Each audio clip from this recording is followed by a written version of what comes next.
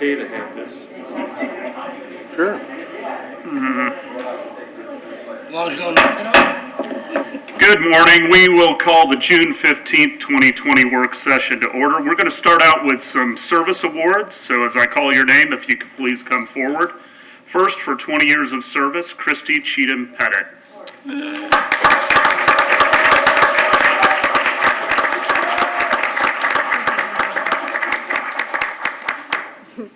Christy Cheatham Pettit graduated from the University of South Florida with a Mass Communications Public Relations degree before starting her career in the natural gas industry.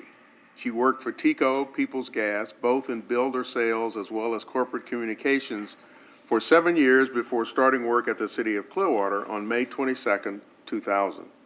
Hired as the Governmental Affairs Manager, Christie's responsibility included negotiating all franchise agreements with 21 cities Clearwater Gas System serves in both Pinellas and Pasco counties.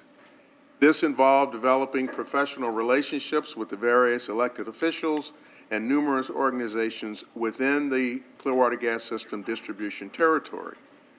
Christie also negotiated several developer agreements with large home builders, which included a 6,000-lot residential development called Contractor, located in Pasco. In August of 2009, Christie was reclassified as a gas sales manager, where she retained many of her former job duties and was also in charge of the entire sales team and all marketing efforts.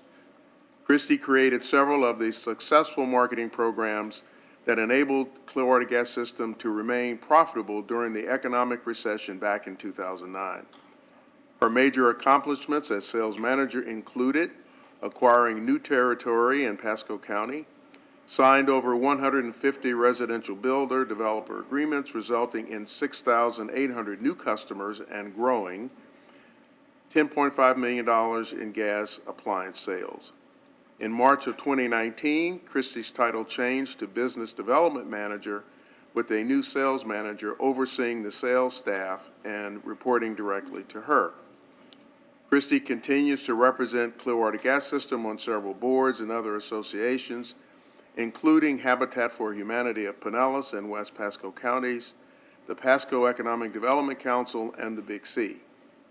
Christie's passion for the gas industry was inherited as both her father and grandfather worked in the industry.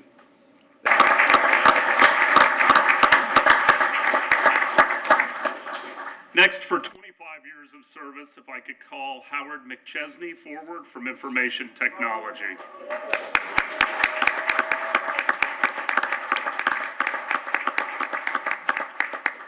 Today, we recognize and celebrate Howard McChesney's 25 years of service with the City of Clearwater. Howard joined the city's Information Technology Department in June of 1995 as a network support technician. In 1998, he was promoted to a network engineer, and he currently holds the title of Senior Network Engineer. Howard has been managing the city's network infrastructure, configuration, and security for many years. His ability to adapt in today's ever-changing environment of technology has served him well. Howard has consistently demonstrated a positive attitude and dedication through the many changes and challenges for the last quarter century, from establishing the city's first internet connection when moving into the Municipal Services Building through the Y2K era, as well as persevering through several unfortunate hurricane seasons. Currently, Howard's primary goal is to protect the city network. He monitors suspicious network activity and keeps a watchful eye out for any internal and external disruptions. Howard understands the criticality of developing other members of his team and has generously shared his knowledge and experiences. He consistently maintains a high work ethic, positive attitude, and is a true role model. We are fortunate to have Howard on our team. Howard spends most of his day behind a computer screen, but when not working, he enjoys spending time outdoors, scuba diving, traveling, and long bike rides. Thank you, Howard, for your 25 years of devoted service to the City of Clearwater.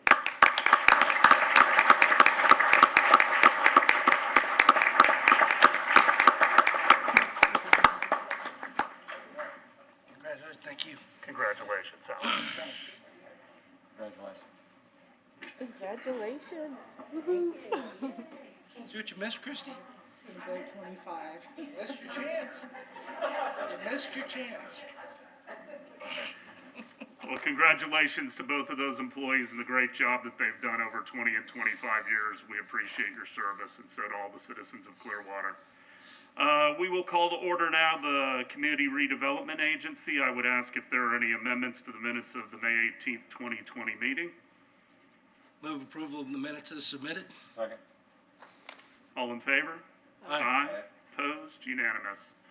Are there any citizens to be heard on items that are not on the agenda? Seeing none, item 4.1.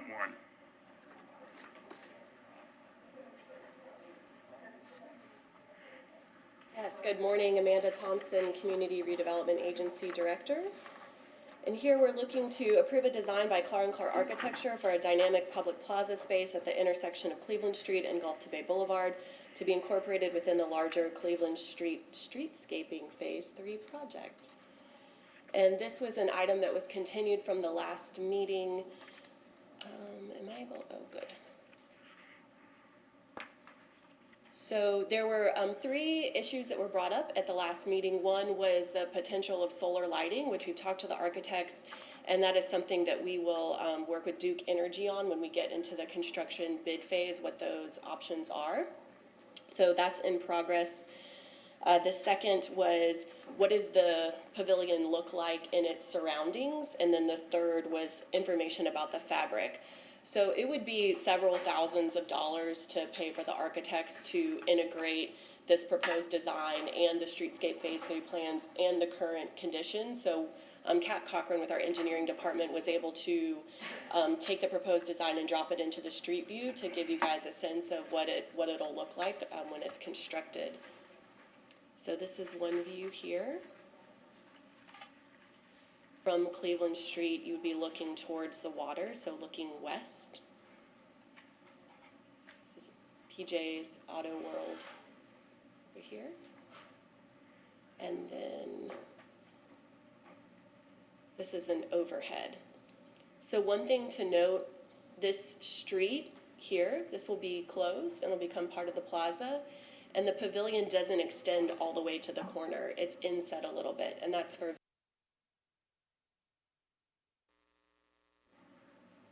Are there any questions? Any questions for Amanda? Councilmember. I'm Go sorry. ahead, Councilmember Hamilton. I know these are preliminary, but I know that, the one street closure, what type of, is that a piece of artwork or something? There's going to be something to Are you talking about this? the visual breakup of, so that, because a lot of people are used to that being a roadway, obviously. So ultimately, when the, and I'm sorry that we don't have a completely integrated Sure. image, but there are bollards, Okay. right? So there will be bollards around the edge that'll prevent vehicular traffic, and there will be on-street parking throughout portions of this too. So this actual little sculpture won't be there. Okay. That the intern got excited when dropping things in. That won't be there. But there will be cars and there will be bollards. But it looks like planters too would also be. These planters are part of the design, so Yeah. that's seating as well as providing opportunities for landscaping. And this pavement, we're playing with different color schemes. So it might be grayscale, it might end up having some more color to it. And a follow-up question. I don't want to get too far ahead, but who is is your office going to handle programming for this, or is it going to be the neighborhoods themselves are going to?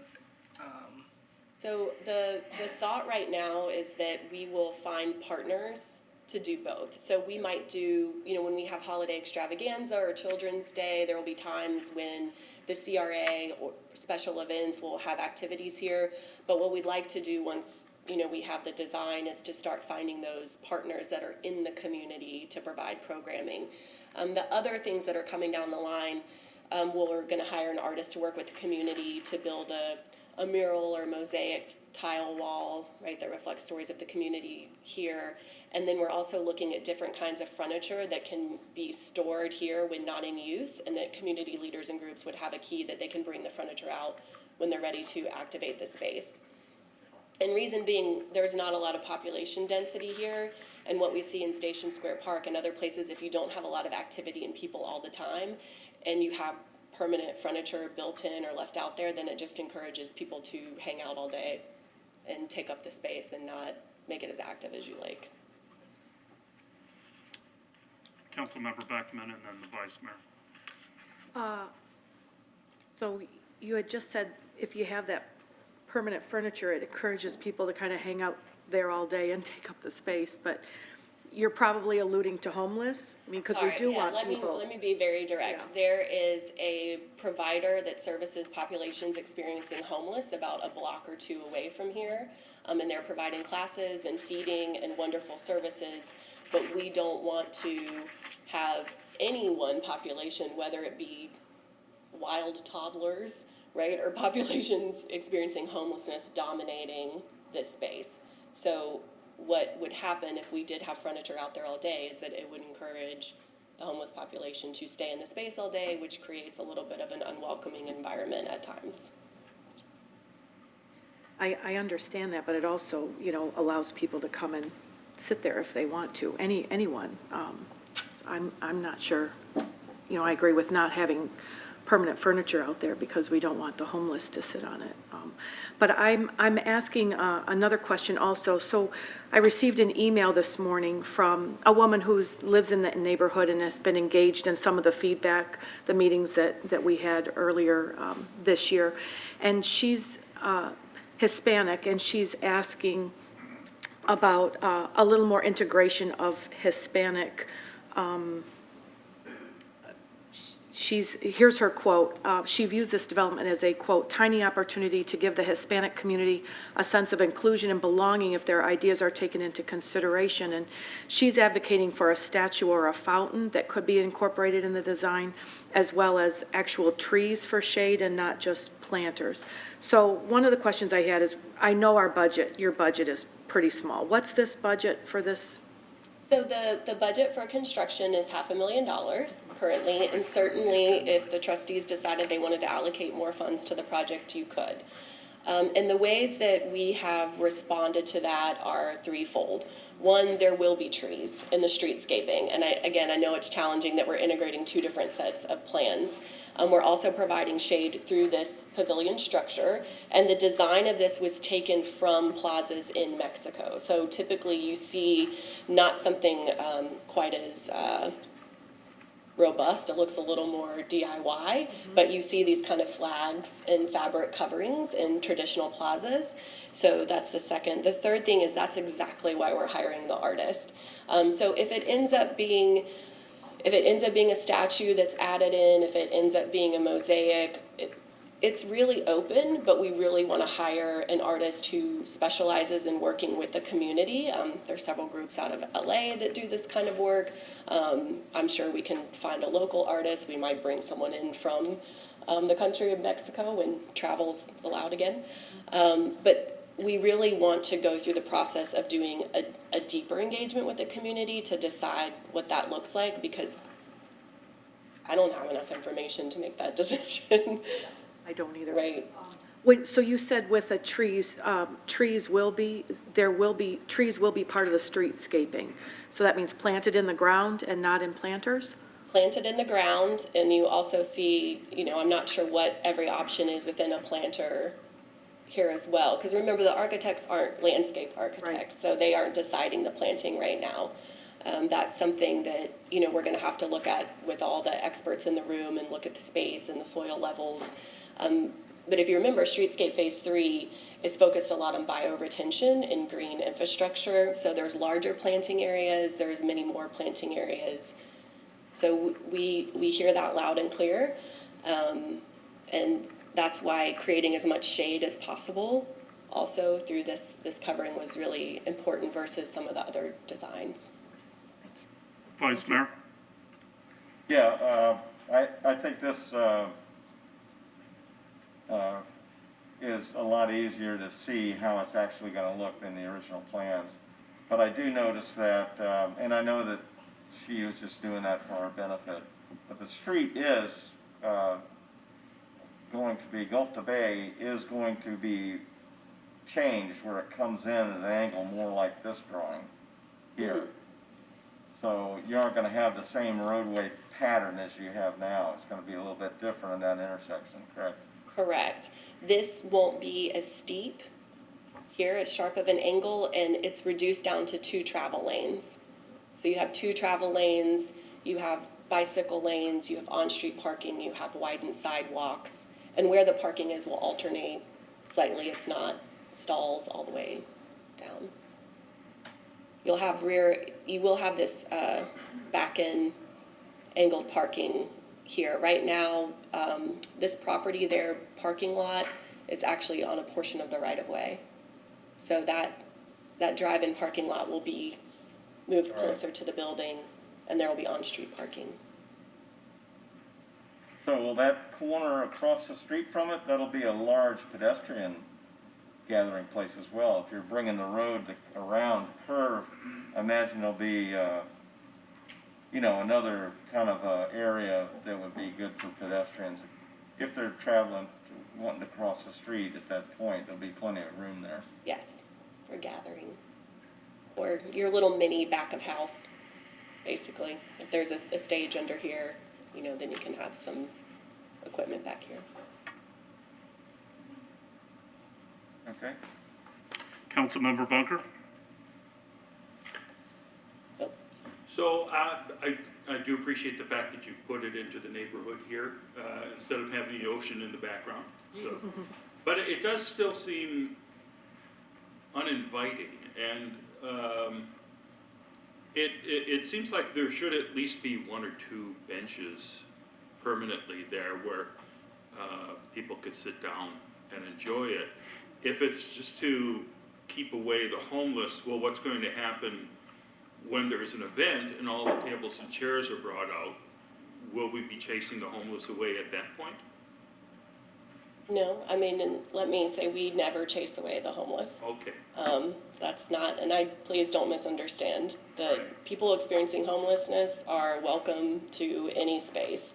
When we talk about welcoming and a safe, inviting environment, many people have different perceptions of what that means. And we're trying to find the middle path between all of those. So every single one of these planters is also a bench.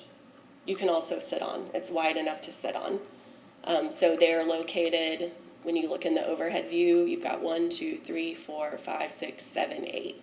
You have 8 large planters that also function as benches around the edges. And some more in shade, obviously some out. So we do have some built-in seating.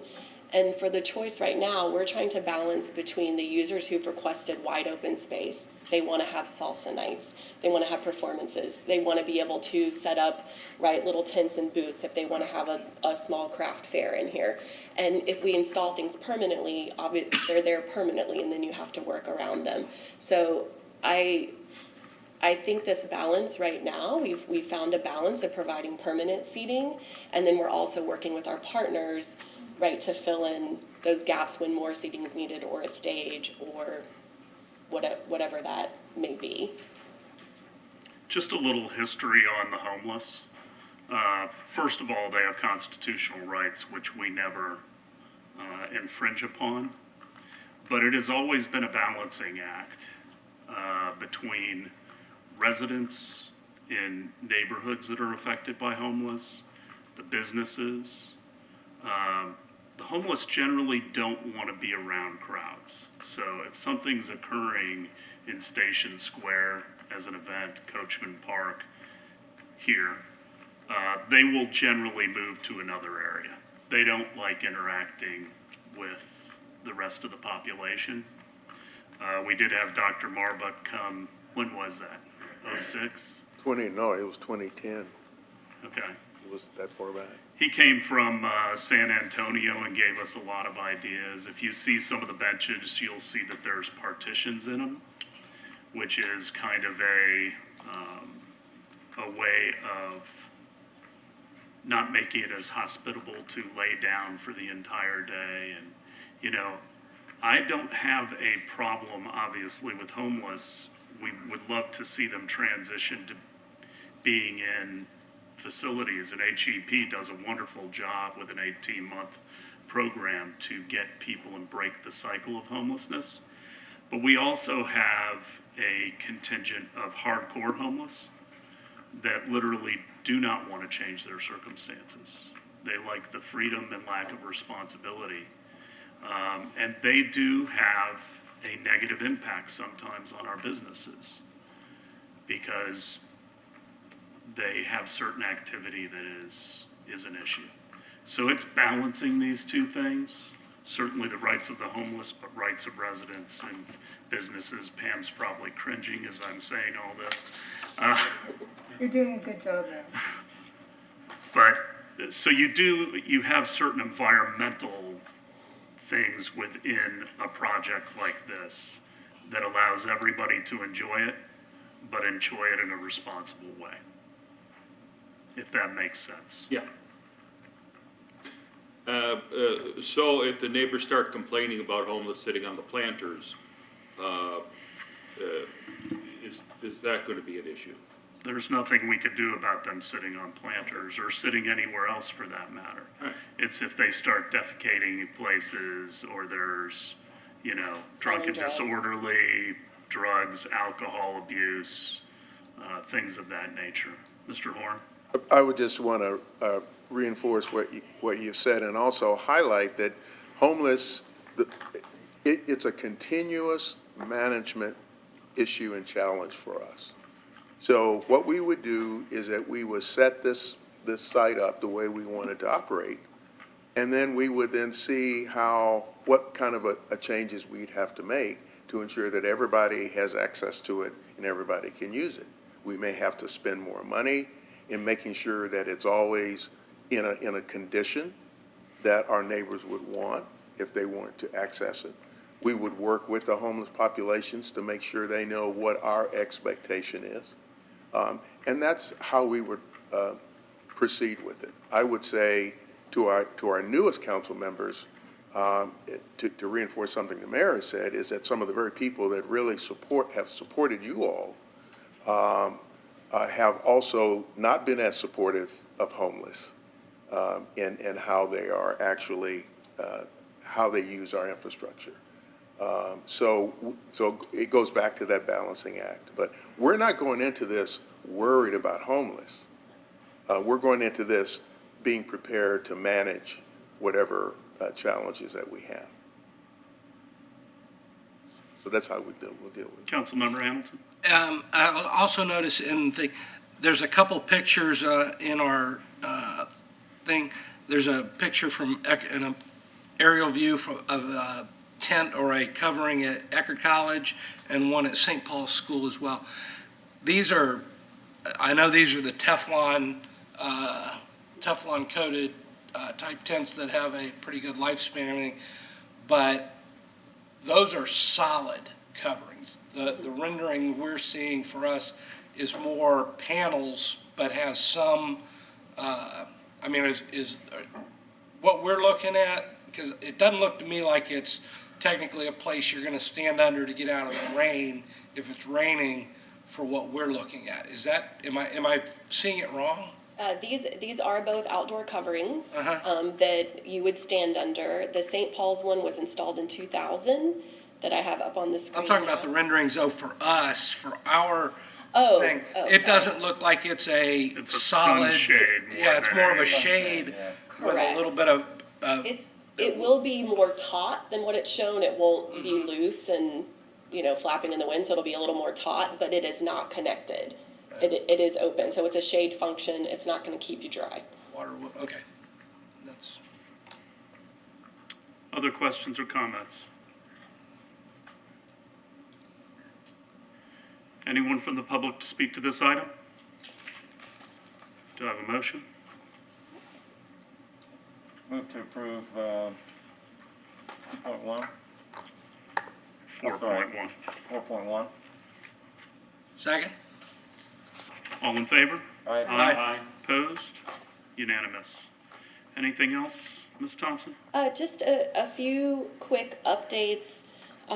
In terms of the two-year strategy discussion, which will continue in August, something that I'm looking forward and actually need direction from you guys will be working on this week with the park design, just hearing more about the programming for the park. Is it, are we really focused on an entertainment destination, right? Because what the CRA will do will take a little bit different approach if it's entertainment district downtown versus focusing more on a place to live if you're employed within 5 miles, or if it's some mixture of both. So the kind of partnerships that we start seeking out, the kind of programming that we focus on, we really need to know which way you guys are leaning with that.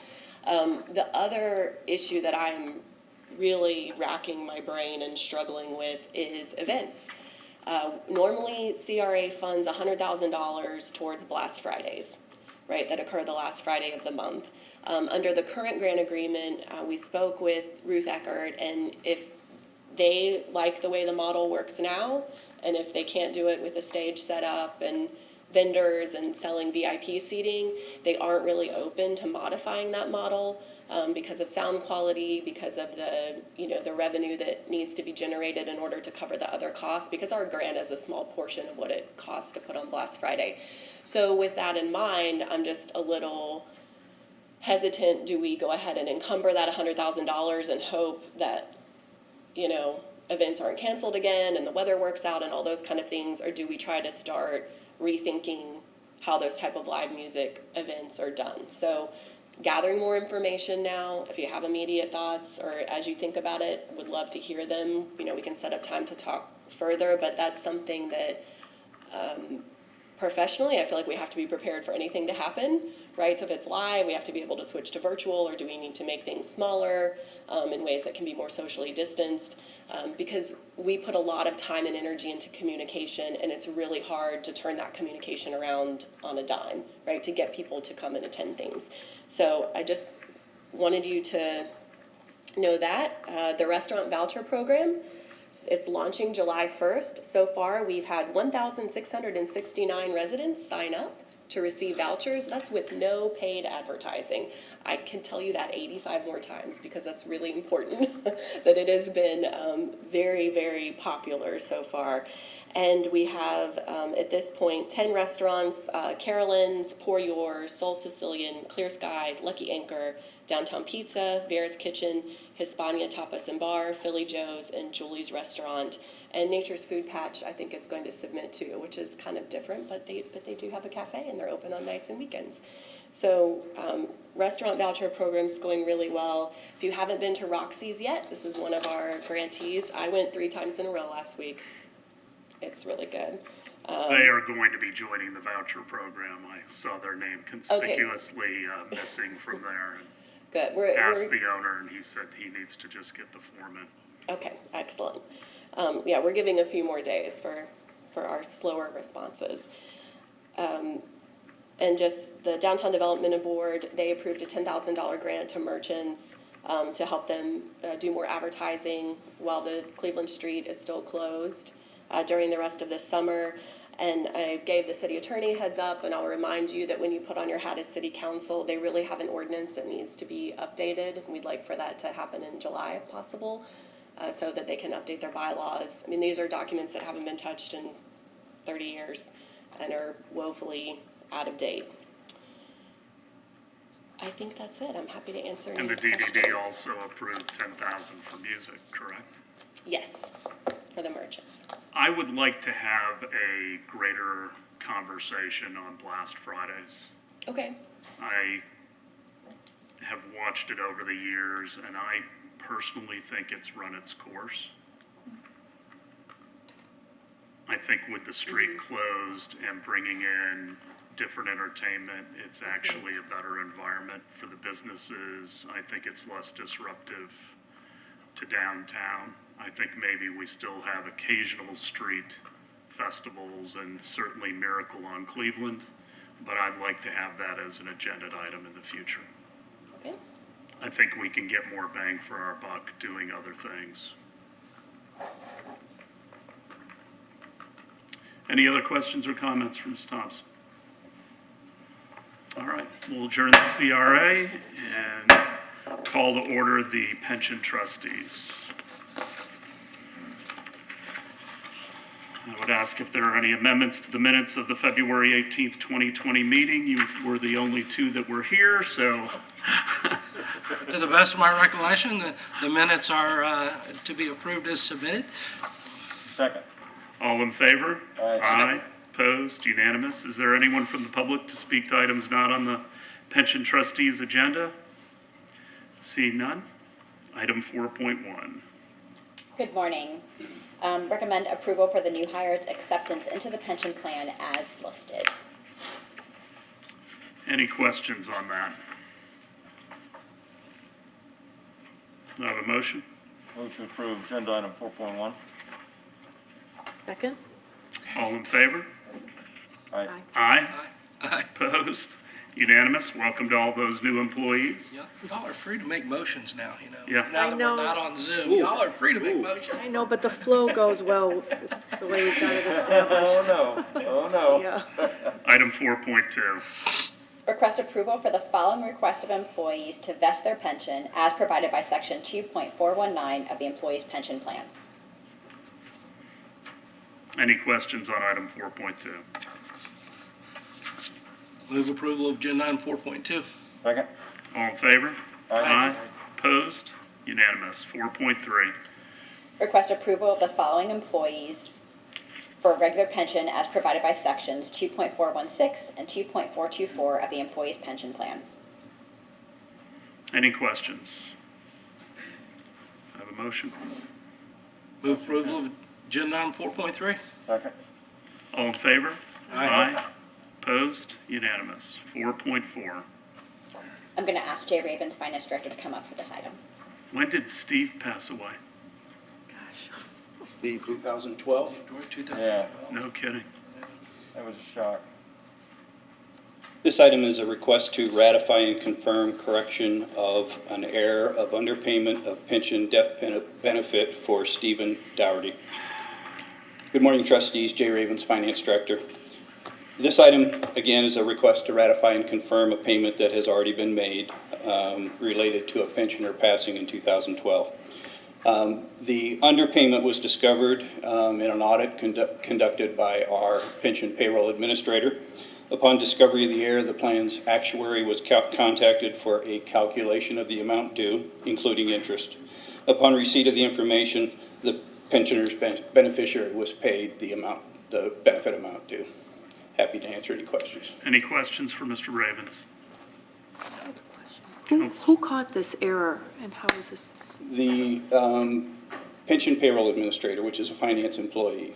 Long story short, she had a situation described to her by a current employee of someone they knew that had passed away and only gotten a year's worth of pension benefit. That caused her to go back and review that because typically you're entitled to, at a minimum, what you've contributed to the pension plan. So in reviewing that, she discovered that they hadn't settled up with the estate for the balance, the excess of the contributions versus the year's worth of payments. Any other questions?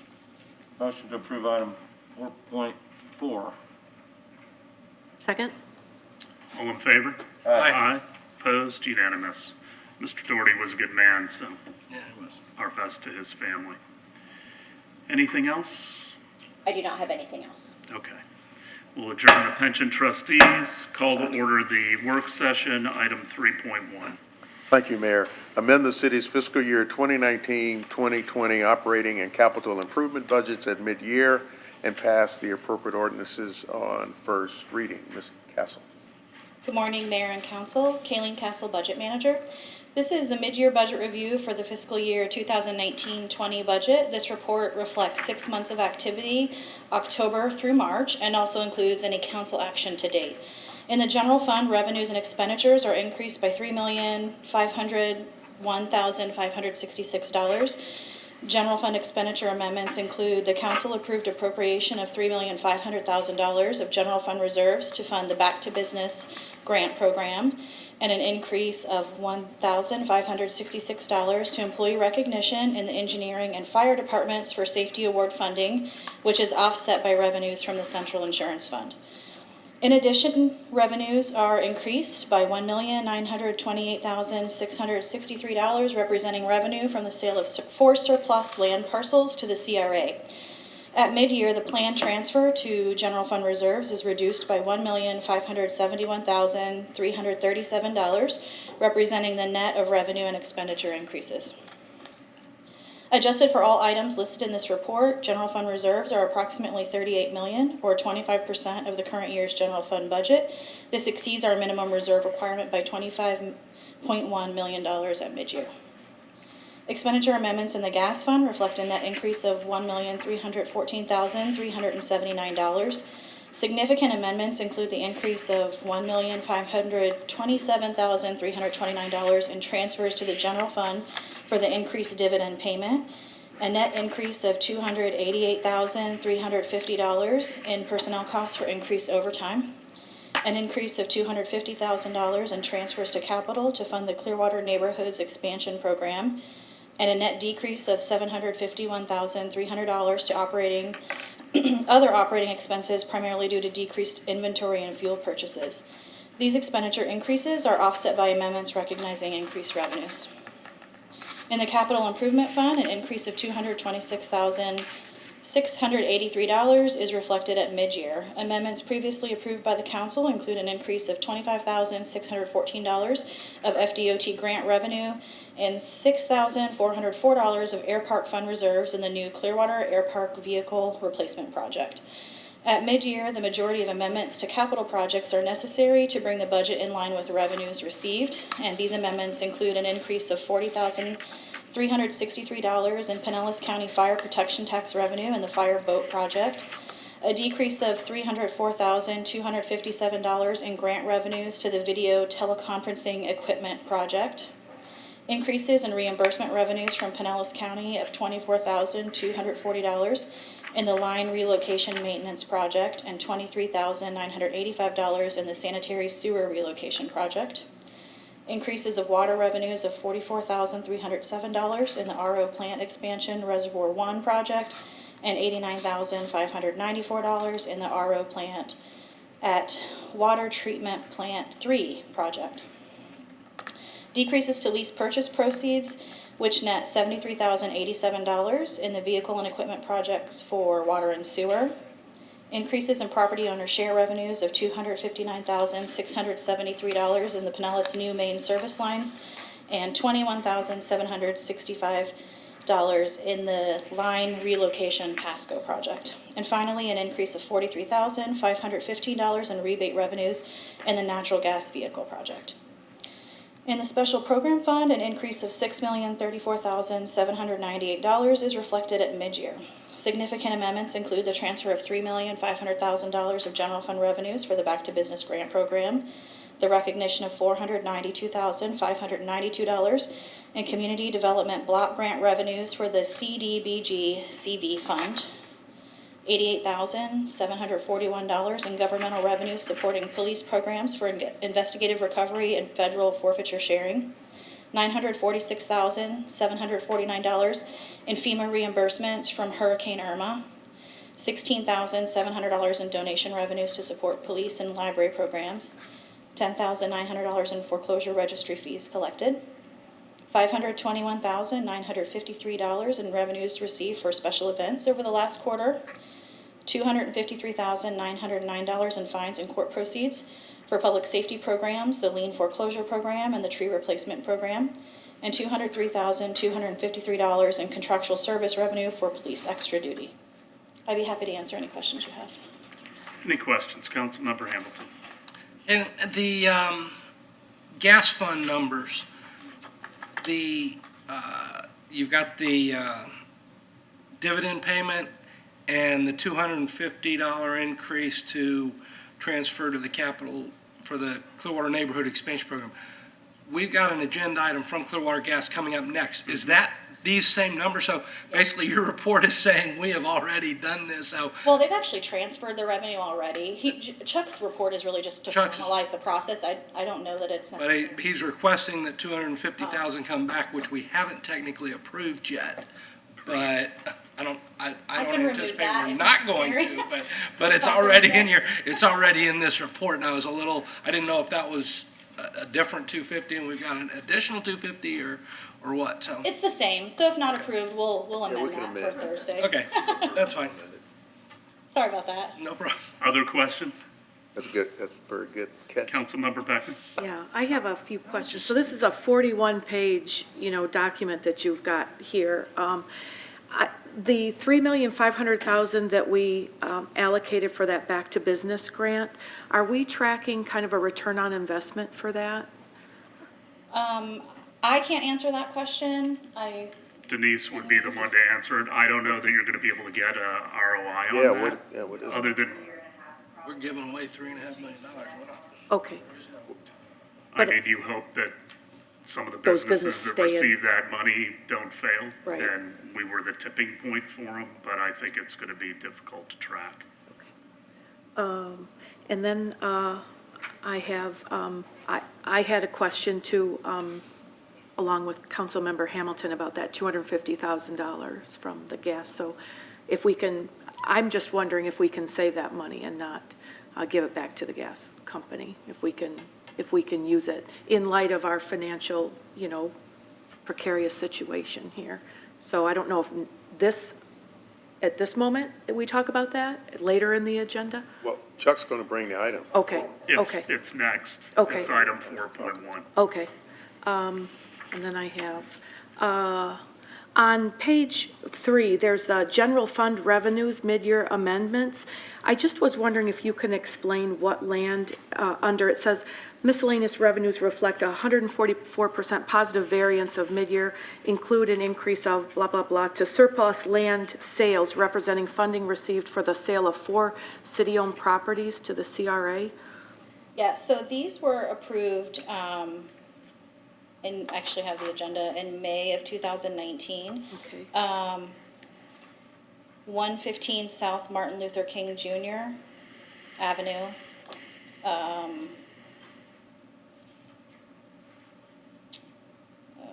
The other one is the southwest corner of Cleveland Street and Dr. Martin Luther King Jr. Avenue, legally described as, oh, you probably don't want all that legal description. Sarah McMullen subdivision. Let's see, we also have the southwest corner of Prospect Avenue and Park Street. And also Fire Station 45, the old Fire Station 45, so that's the properties. So it was a May 13 agenda from the CRA. And then on the next page, we have general fund expenditures for, this period of time. I was wondering, do we have any decreases in expenses or costs due to COVID-19, and are those reflected? They're not, and this report is through March, so we can't capture that this time. In third quarter, we'll probably make a lot of amendments across the board, both revenues and expenditures. Okay. So not even, March 1st through 30th, when rec centers and things like that were closed or whatever? We don't have those numbers just yet? I don't think so. Okay. Yeah. There may have been We some had to- utility savings, but all those employees were still on the payroll. Right. Yeah. So, I mean, And there was a lot of prepayment for camps that also had to get refunded, so, I mean, it's kind of a timing issue. Yeah, that's a crunch. And that probably goes into my next question, which is like on these utility funds. My concern is, what are we anticipating as far as decreased revenue if residents are not making their water, sewer, trash payments? And what is the plan, policy, protocol if they don't make these payments? So far, we actually haven't noticed much of a decrease. I know Jay has looked at revenues from customer service, and we haven't seen any kind of a drop-off yet. Good. So if that holds strong, we'll be okay. But again, third quarter, if we notice anything, we'll amend for it. Can I make one comment? Yes, sir. Councilmember Beckman, we typically work out pay plans with people who can't pay, and so we continue to use that practice. As a result of some of the federal funding that people were eligible to receive, some of that, the purpose of that funding was to help them pay utility bills or whatever. But generally, pay plans is how we work it out, and I think we've been very sensitive to the situation created by COVID. We will come back to you and let you know if we've got a very difficult situation. And I also think that as we discuss the impact of COVID, it will include our assessment of how that's affected our utility payments. And we also partner with some not-for-profits that help with Yes. utility as well. So, other questions or comments? We'll be discussing this further on Thursday. I have a question. Okay? You've got a capital improvement program, can someone explain to me, the vehicle equipment and vehicle equipment, water and sewer, there's this lease purchase proceeds. Does that mean like we rent, we lease, and then decide to purchase these items? Is that what that phrasing means on? No, we do short-term financing, like 5-year loan process, and we refer to that as lease purchase revenue. So what happened in these projects is we estimated the budget a lot higher than what the purchase price came in at. So we're just reducing it back down to what was spent. It's estimated versus reality. Yeah. Right, because then there's this phrasing of, to record a budget decrease of a certain amount of the lease purchase proceeds. Okay. Right, it's, yeah, the And, difference in actual versus what the original budget was. And then under the capital improvement program, we've got expanded energy conservation to record a budget increase of $18,355 of property owners' share revenue. And so that sounds good. I just was wondering, how does that happen? What kind of things happen there? I just had a conversation with Chuck and Brian to kind of understand this process, and what it is it's just the owner's share, like it's for internal piping. If we do the internal piping, they're reimbursing us for that cost because that is a cost to the user. Okay. I didn't know if it was different kinds of energy conservation, but it's just them absorbing some of the cost of getting that gas piping Yeah. Well, we throughout their get the house. pipe to their property line, and then it's their responsibility to get it from the property line to their house. Yeah, Just like we do with water, sewer, and everything else. okay. And I think, I just had another, I think we're towards the end, but the special program fund, I just have, explain please. The Safe Neighborhood Program, Crime Prevention Program, and Federal Forfeiture Sharing. And this DOJ revenue, what is that all about and where does that go? This is on page 30. It's Special Program Fund Mid-Year Budget Amendments. Okay, these are special programs for the police department. I think all three of what you mentioned are from the police department, and it's various revenues that they get from other agencies, donations, federal forfeiture sharing, that's federal revenues that they receive. So what we're doing is we're amending the receipt of revenues later, and you'll see these every quarter. It's just a true-up, because the budget kind of has to get adjusted for what's been received. We can't really project in advance. So that's what the majority of the activity in the special program fund is related to that. It's grant revenues, it's things of that nature that come in, and then we just amend the budget to match the revenues.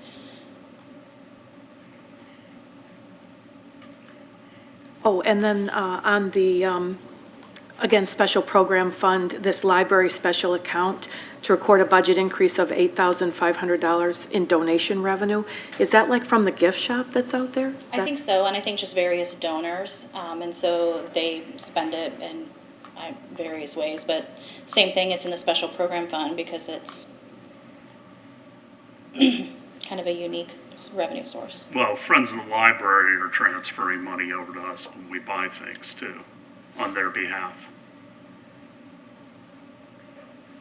Which people can contribute to anytime they want. We'll take it. Councilmember Albright? I think the most important thing when you're looking at the budget is the first line, revenues and expenditures match to the penny. So, on the general fund, Oh, yeah. Well, we're required to have a balanced budget. in the town. absolutely. We don't have a printing press like the federal government, unfortunately.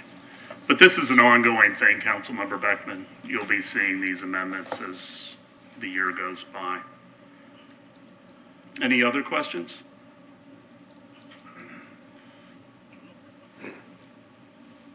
Okay, item 4.1. Accept Clearwater Gas System fiscal year 2019, 2020 dividend to the city general fund and request a transfer back of $250,000 to the Clearwater Gas System operating fund to provide additional funds for the Clearwater Neighborhood Expansion Program. Mr. Warrington. Thank you. Chuck Warrington, Executive Director of the Clearwater Gas System. By City Council policy, Clearwater Gas commits to pay an annual dividend to the general fund of a minimum of $1.7 million a year, or half of the net income of the gas system. So when we have good years and we make more than that, then we transfer increased revenues, and that is the case this year. We had a very good year this year. The dividend is $4.277 million, which is $2.577 million higher than the $1.7 that we were committed to pay to the city.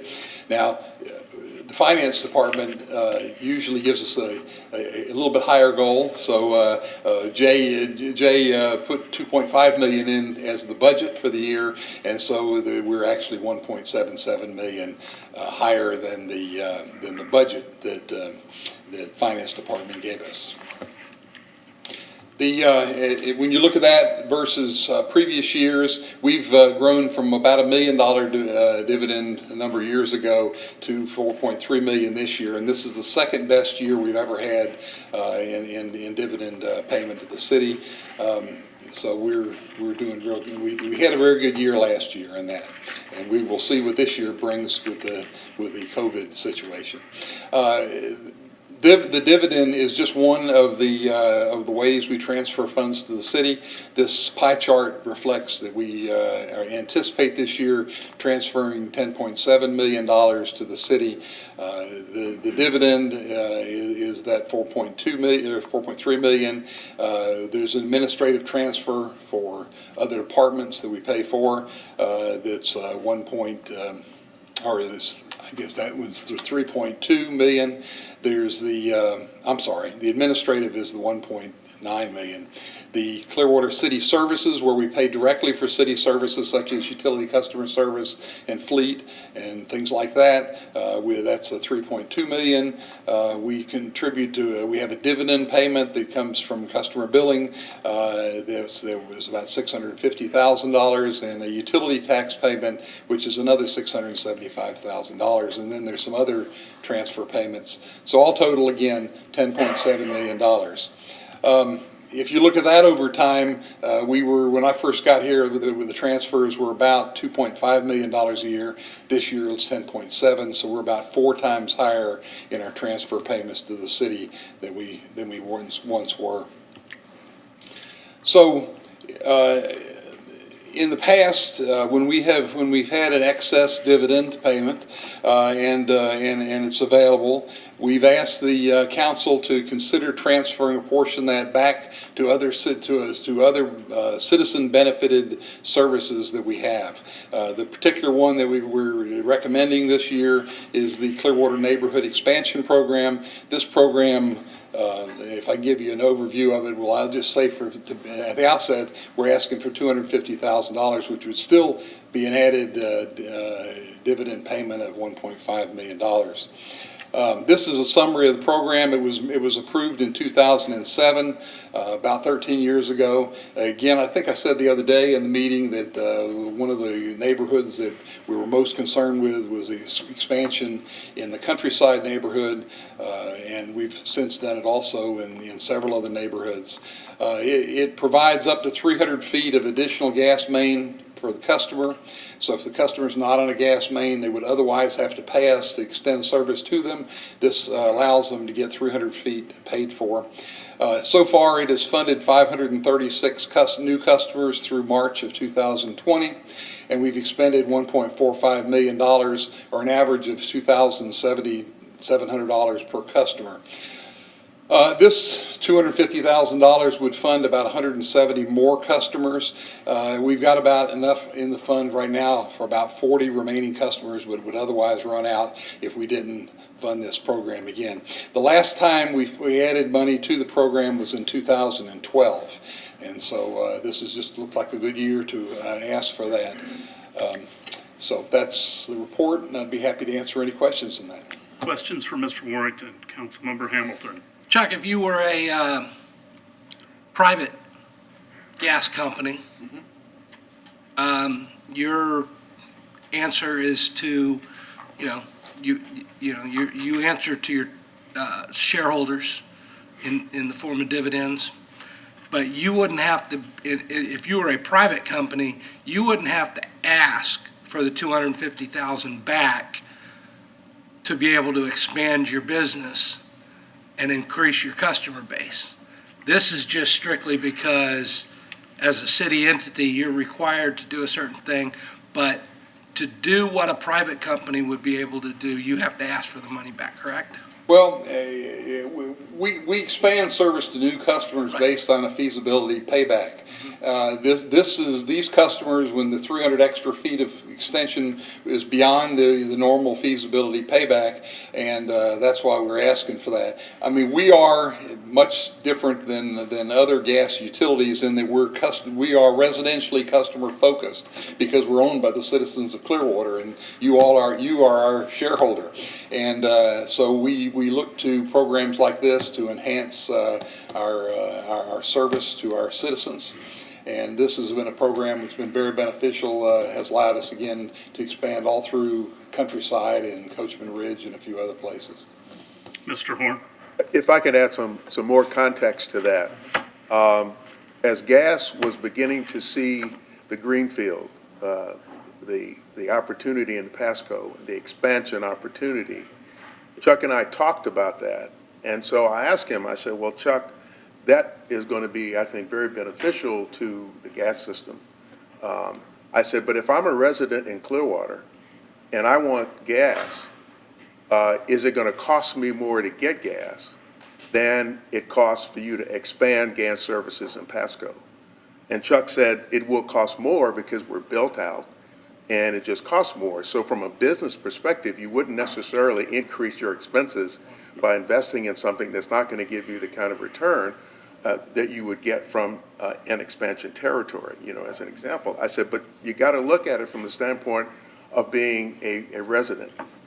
Yes, we own the system. So how do we benefit, as a residential customer? And then that's what was really kind of the basis for acknowledging, one, it's going to cost more to provide that gas service. And two, the residents need to benefit from the expansion opportunity. So some of that money can come back to us so we can expand it in neighborhoods that don't have it. Exactly. And that was kind of how we got there. That's exactly it. Other questions? Councilmember Beckman. I just want to make it, noted that the gas company is expanding and it does bring in revenue, but it is burning fossil fuels. And so while it might bring benefits to our residents in lowering the cost of running a gas line, there are other consequences of burning fossil fuels and increasing that, that aren't articulated. And I would just think it might be wise to put this dividend on pause because of the financial stress of our city right now. I know it's a tiny little drop in the bucket, but. At some point, I'd actually like to have a report by Sheridan to talk about that, because the electricity you're receiving at your house is generally produced by burning natural gas. So it's whether you're having it at your house, you're burning natural gas to cook on a stove or to power your water heater. or you're using electricity from a power plant, and there's loss of electricity through transmission in this country to a large extent. Because I think this is going to be an ongoing conversation, because it's one of your concerns, but I'd like us to deal with facts.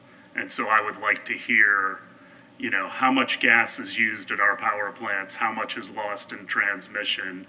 Now that we've gotten rid of the Crystal River nuclear plant, you know, generally around it's coal or it's natural gas that's being burned at power plants. So I really think it's a question of where the burning of fossil fuels is. So what I'm hearing from you is you do not want this item on consent. No, I don't. Very good. Item 4.2. Approve an increase to purchase order number 190-00957 with Chesapeake Utilities Corporation, DBA Marlin Gas Services LLC, in the amount of $115,000 to provide portable natural gas service and authorize the appropriate officials to execute same. Mr. Langill. Good morning, Brian Langill, Assistant Director for Clearwater Gas System. Marlin Gas has been providing temporary CNG natural gas service to one of our subdivisions up in Pasco County called Del Webb subdivision. It's just north of State Road 54. And we are asking for an increase because we're not able to get our gas line installed on the main corridor road, which is Tower Road. It runs northeast up into that subdivision, and it's currently under construction right now. We were estimating it to be complete in March of this year. However, with delays, we're just not physically able to get our crews to install the line right now. It's just not possible right now, so we're having to ask for an increase. The other item that we're looking at is on US Highway 41 in Pasco County. There is another road project that will be starting soon, and we have concerns about our line getting hit by contractors because we have a one-way feed that serves 1,800 customers downstream of that road project. We actually had a case just 2 months ago where we had a contractor hit our line further north on State Road 52, which is still the same feed, and we almost lost those customers because of that. So we had Marlin Gas come in. They were able to come in under our current purchase order with them and supply that service and save those customers. And then lastly, the third item is just to have funds available for any future type of emergencies throughout our whole distribution system. Be happy to answer any questions. On that Tower Road, you're saying other utility contractors are working and they're not allowing us in. Is there not capacity for Clearwater gas lines, or are they prohibiting us from using? They're prohibiting us from coming in there right now just because they're in the way, physically in the way, and we can't get our line physically installed, that they're delaying us right now because of that is the big issue right now. Who are those other utilities?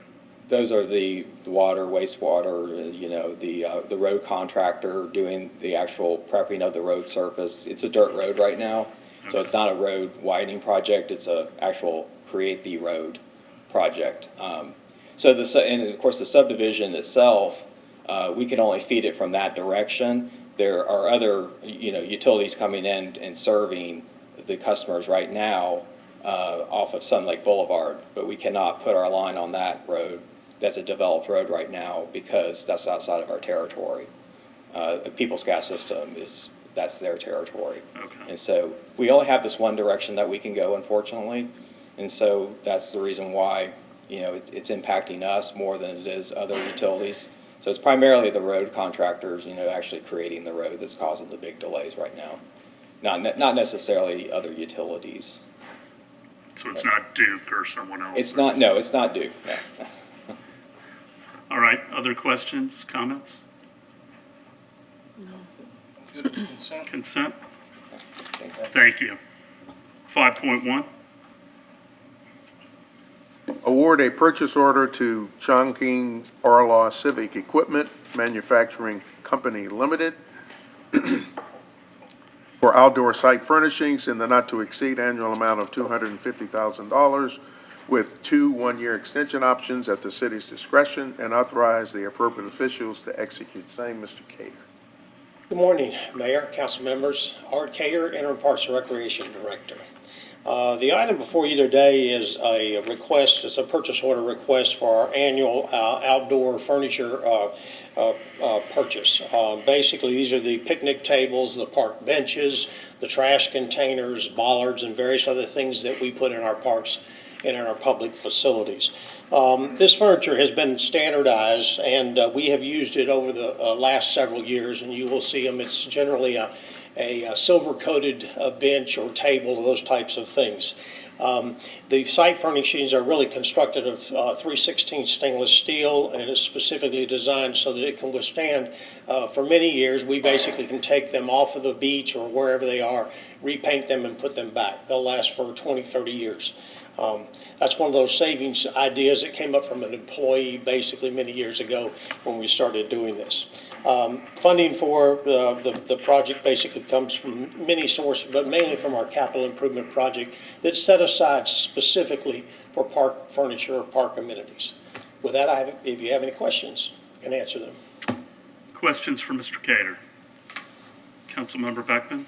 I was just wondering, do you get like any input from the Parks and Rec Advisory Board about, park equipment or changing it up or anything like that? Do they play a part at all? They can certainly do that, but they put their own agenda together. And so we will take to them the budget every year if they request it. But it really is your board, so they are acting on your behalf. So we're waiting for things that they bring up. Okay. Yeah.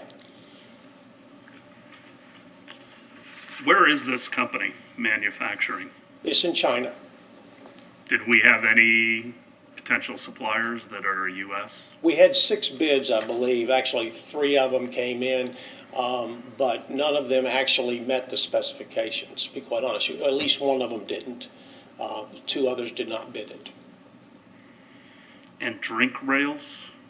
Those are out at Spectrum Field. Oh, okay. There's people that... Right.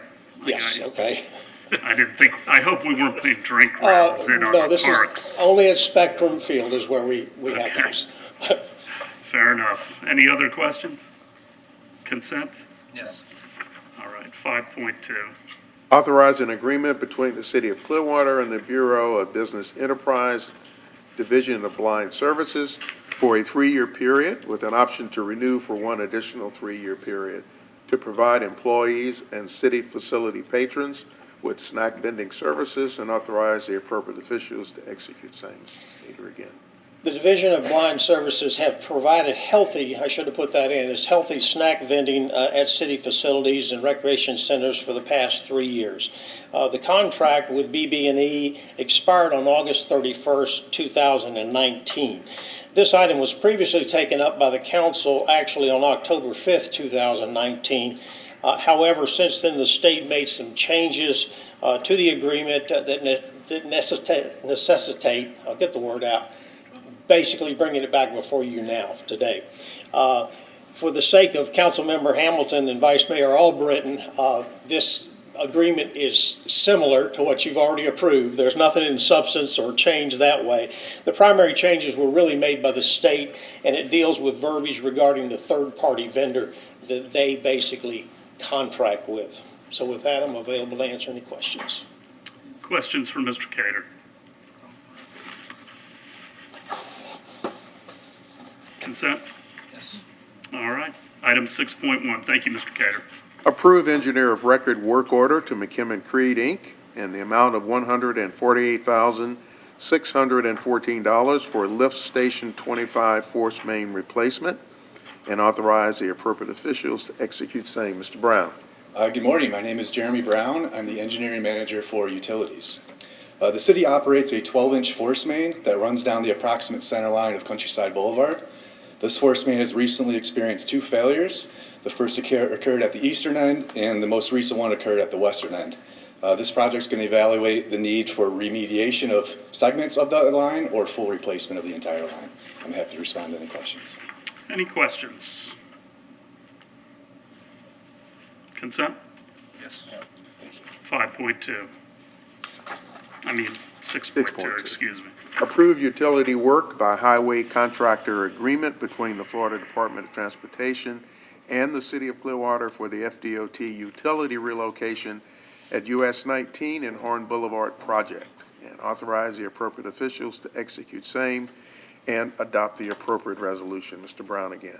Again, Jeremy Brown, Engineering Manager for Utilities. The item before you today is a utility work by highway contractor agreement, also known as a UWHCA, between the Florida Department of Transportation and the city.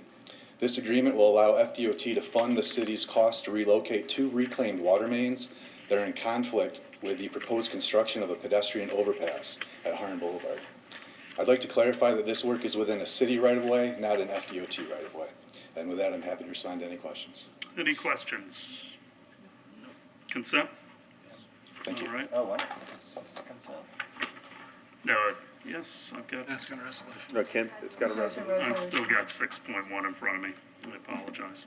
6.3.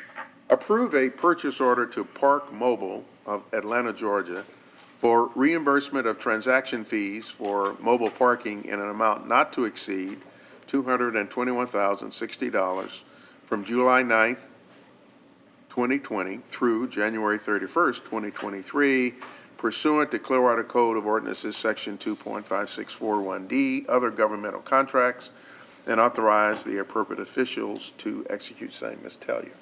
Thank you, Mr. Harn. Good morning, Mayor, City Council. Sue Tellier, Interim Parking Manager. This agenda item is to seek approval for a purchase order for Park Mobile to reimburse for the transaction fees in the amount of $221,060. The term would be July 9th, 2020 through January 31st, 2023. Any questions? Any questions? Yes, Councilmember Beckman. Are we currently charged 35 cents per transaction? Each transaction is at 35 cents, and unless you have registered with Park Mobile as a City of Clearwater resident, you can get that transaction fee waived. And this would continue that, that benefit for the City of Clearwater residents incorporated. And then so they're not going to increase the fee. We're currently charged 35 cents, and then they want to keep it the same through 2023? Yes. It's on top of our fee for the actual parking. Right. Tampa's using Park Mobile too. I don't know if St. Pete is. Yes. St. Pete is too. They both are. Have we worked with them and potentially Park Mobile on a better price for the transaction fee for our customers? That is something that the municipalities are looking into. We've had a couple meetings with them. One of those sister cities has actually taken on a second vendor in addition to Park Mobile. So this gives us time to explore that option and to see if there's a benefit for that, especially with the contactless payment increase option with the COVID. Have we ever looked at developing our own program, maybe in conjunction with Tampa and St. Pete? Not that I know of, but that's something we would be happy to look into. This is pretty significant money that they make, and I find it hard to believe that we couldn't have a program between the 3 cities that would allow us all to benefit and perhaps also reduce the fee to citizens at the same time. It's something I'd like to consider. Yes, sir. We I can know look into Mr. that. Mayor isn't here, and that's probably not his bailiwick to create an app, but Tampa and St. Pete, I'm certain, are paying even more than we are. You're starting to talk about some fairly significant development opportunities to have our own. So I'm going to support this today, which is going to extend us, but I think it's something we ought to think about. Very good, thank you. Other questions or comments? Mayor, can I make just one comment about Yes. that? Sometimes it's very difficult for us to avoid the criticism of competing with the private sector. So, as we pursue these conversations, I'm sure you all will handle that kind of criticism that we might get from the business sector. Especially on the beach with the private parking garages, is where you're really referring to. Well, no, just every time we venture into an arena where we're competing with private business, we get criticized. So that's where I'm coming from. And most of the time I would criticize us as well, because I don't know that we're as good at it. But there are times when it's a service that we're contracting out because it's a business we're actually in. And this is one of those instances where, you know, I think there might be an opportunity. Okay. I'm just, And I think if we're going to save our residents money, we're obligated to pursue it. I mean, I think so. I'm not necessarily disagreeing with that, but I'm just citing. There'll be past- pushback. Yeah, that's right. So, and as long as you all you got our back, then I'm fine. I think there's also, playing devil's advocate here, you know, Park Mobile is not just here. I mean, Park Mobile is, I use Park Mobile when I'm in Atlanta, Georgia. You know, now, if we try to do it locally, just the three cities, or Pinellas County and Hillsborough County together, or whatever, you know, it's a whole now I gotta have a whole nother app and everything else. I don't know, you know, I don't know. You know, Park Mobile's got a great thing going. You know, I can use it in many cities throughout the country. So I don't know. I'd be willing to investigate and listen to what information we find out, but it's going to be a tough thing to beat. Park Mobile's a darn good thing. I'm not technologically advanced to know if Nor it am is I. hard to beat. But let's say between the three municipalities, we're paying $700,000, $800,000, $900,000. That's a fair amount of development dollars, and maybe that 35 cents gets reduced to 20, and we're the ones keeping it. So I also believe that we might want to try to consolidate our buying power between the three municipalities to get a better overall price. And maybe that's the better way of going about it, rather than developing something ourselves, but. Correct. Okay. Consent? Yep. All right. Thank you. Item 6.4. Declare a surplus 66.30 acres MOL of the 78.52 acres MOL known as the Landings Golf Course located at 1875 Airport Drive, Clearwater, for the purpose of development and ground lease of the site for a light industrial center. Mr. Burzak. Good morning, Robert One Burzak. second. I just want to point out for the public who might be watching, we are going to have 3 items this morning that we're going to be talking about having to do with the landings and Herod properties. This item 6.4, then we're going to be talking about a term sheet, and then we're going to be talking about referendum language. So I just want to, and then we've got an item that's, a couple items that are sandwiched in between. So I just want the public to understand what's going on. Several items. Robert Burzak, Real Estate Coordinator. The subject property is city-owned land currently operated as a Landings Golf Course. The current zoning and land use is designated open space recreation. The proposed project on the site envisions construction of a multi-building industrial center comprised of 700,000 square foot rentable space. Revised, at the May 21st, 20 council meeting, council authorized staff to move forward with the necessary steps to obtain approval for the redevelopment of the Landings Golf Course as a light industrial center. One of the steps to move forward is to declare the site surplus. Revised concept plans received from the developer last week include an 8.31 acre subparcel at the north and east of St. Andrews Cove condominiums to be used for stormwater retention and a public park. This area would be excluded from the proposed ground lease premises. The new revised area to declare surplus, based on internal estimates, is 57.92 acres. Any questions? Any questions? I do. Councilmember Beckman. When we vote on declaring this surplus land on Thursday, what are the, so if we vote to declare it surplus, and then the referendum ultimately does not pass, let's say it does not pass, what are the consequences of that? What does that mean for that piece of property, and what can be done on that piece of property following a no, That's a Miss Aiken question. Yes, that is a me question. If the referendum fails, then the property remains as is. This is not changing the land use plan. It does not change the zoning. And this current action does not approve the lease. So if the referendum fails, then the declaration of surplus for the purpose of redevelopment for the light industrial, I believe, light industrial center, essentially is gone. This is really just a sequence of events. It You is. cannot have a referendum without declaring the OSR surplus, right? There are different issues. This isn't really related to OSR. This is related to us being able to, we would have to declare the property surplus regardless of what the use is currently. So there's just a series of steps that we have to take based on the charter, and this is one of them. But if the referendum fails, then this essentially is a nullity. Other questions? Councilmember So Hamilton? basically, it's a very underutilized golf course right now. If the referendum fails, it remains an underutilized golf course. That's correct. And, I mean, I can tell you, people talk about, well, you could make it a great nature park and everything else.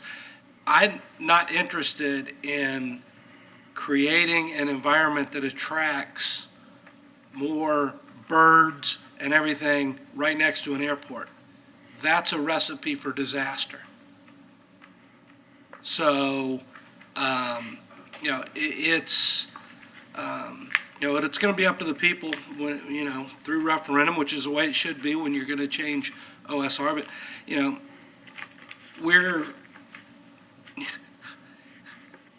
I challenge you to find a city that has more open space and parkland than we do for a city our size.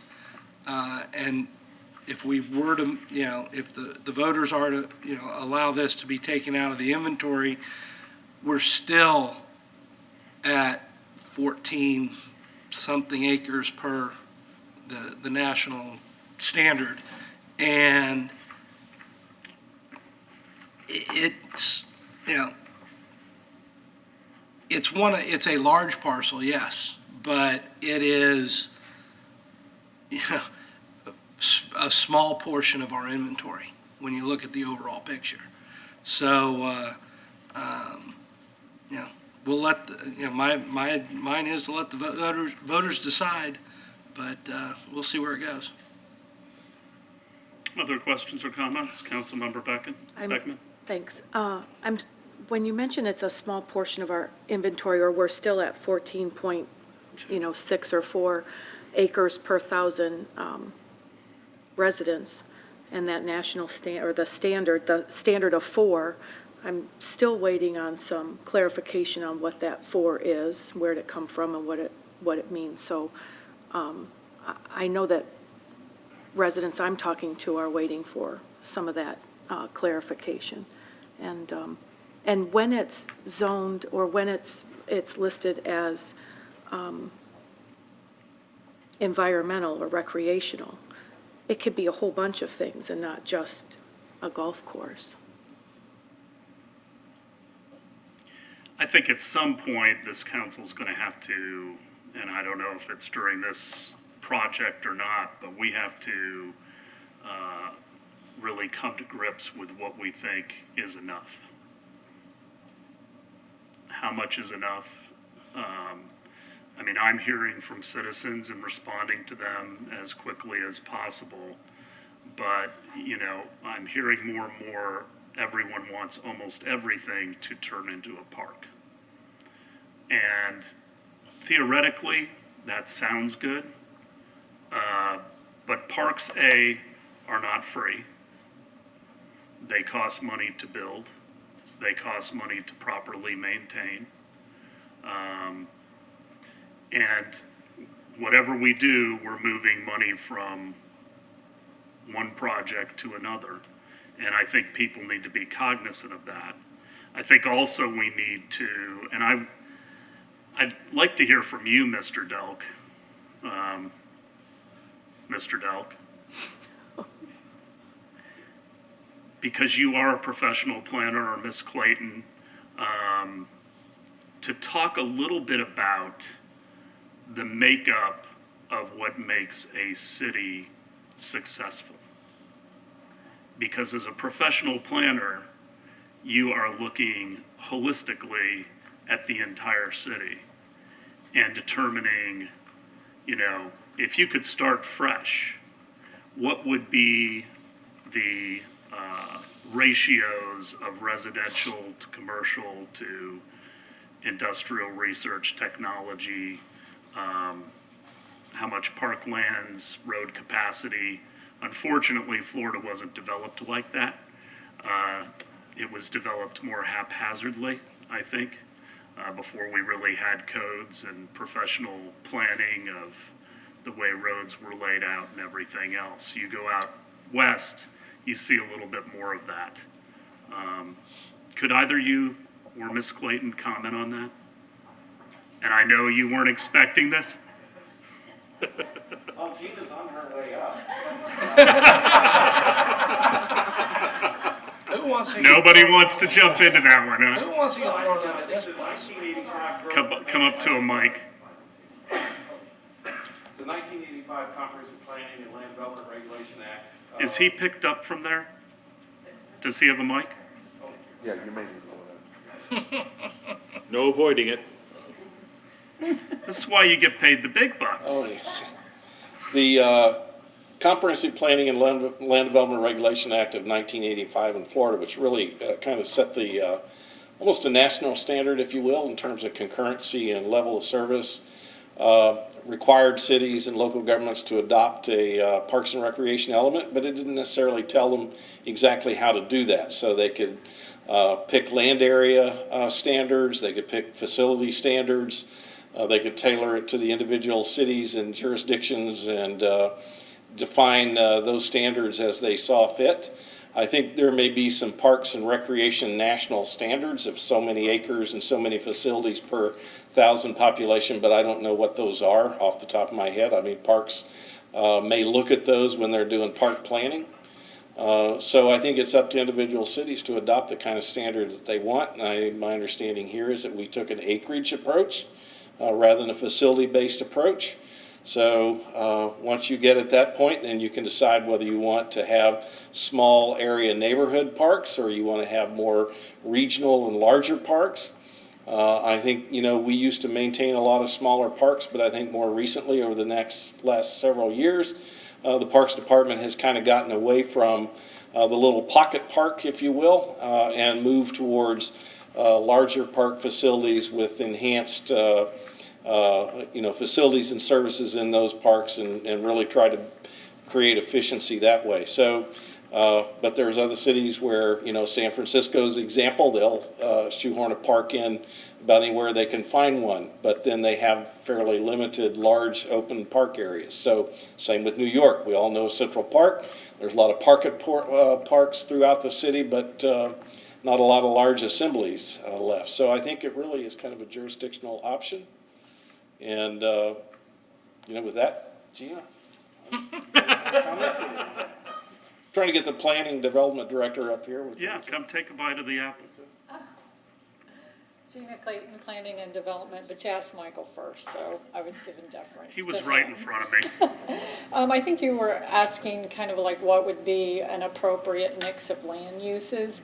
And I think, again, that really varies, just like parkland standards do, based on the community, but clearly having a balance of commercial and industrial land helps our tax base and provides a lot of opportunity for people living here. So, I think it's really important that we have a good stock of industrial and commercial land so that it helps defray taxes for our residents. What that exact balance is, it's not science, it's more of an art, and it's community-based, because you have some communities that are totally residential bedroom communities to larger cities, and then you have cities like us that have a mix. So, I think we're trying to maximize the land that we have currently designated for commercial purposes through our redevelopment planning, specifically along US 19. This is also an area that would be eligible, this general industrial park, for greater intensity through the target employment overlay that's allowed by the countywide rules. So I think throughout the county, we're looking to maximize and create opportunities for more commercial and industrial development. Okay. Any questions for Ms. Clayton? Councilmember Beckman? I agree fully, and I think, 99% of the constituents that I interact with agree that we need to balance our revenues, and we need to, we certainly need more jobs, and I'm on board with that fully, and the whole idea of a balance. The thing that I struggle with in having conversations with residents is I see a number of areas that already have concrete, that have vacant buildings, that are patchworked around, whether it's unincorporated, some of them I realize are unincorporated, and some residents might not realize that. But I think what residents would like to see is a more aggressive approach to develop those areas that already have something on them, whether it's underutilized or vacant or whatever, rather than take this 67, 77 contiguous acres of green right here first. And so that's, I think, the clear message I'm getting is, why can't we do it here, here, and here first? And in speaking with a developer, and I mean, this is not rocket science, sure, it's going to be easier to go into a open contiguous area and develop an industrial park, but are we willing to give up that green space to have ease of development for someone? It's just, that's kind of the question, I think. Well, I think we're going to be talking about this obviously a lot in the next several days, but, I understand where citizens are coming from as far as looking at the other industrial area. But what I don't think people understand, because they just haven't experienced the process, it is very difficult to assemble small parcels and consolidate them into a larger parcel, then knock everything down and build what the market desires today. We have not only had that in the industrial areas, but we also had it on the beach, where we had very small parcels of, sadly, mom and pop hotels that were not being kept up because those folks did not have the capital to reinvest in their buildings. And it wasn't what the market desired. And slowly, through the recession and assemblage, it's occurred on the beach.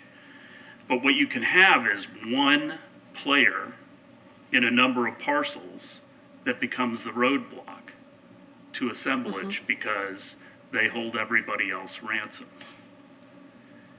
And if this is built on the landings, people in that other area may move over here, which will allow maybe redevelopment of some of those sites. But right now, they have nowhere to go to so that some of that can be redeveloped. It is not a perfect process, but I think there are realities that citizens do need to understand, and we've tried to convey some of them. At the end of the day, they still may not agree. So any more questions on this? Councilmember Bunker. Is the developer reluctant to split it up into different areas of the town to say, okay, here's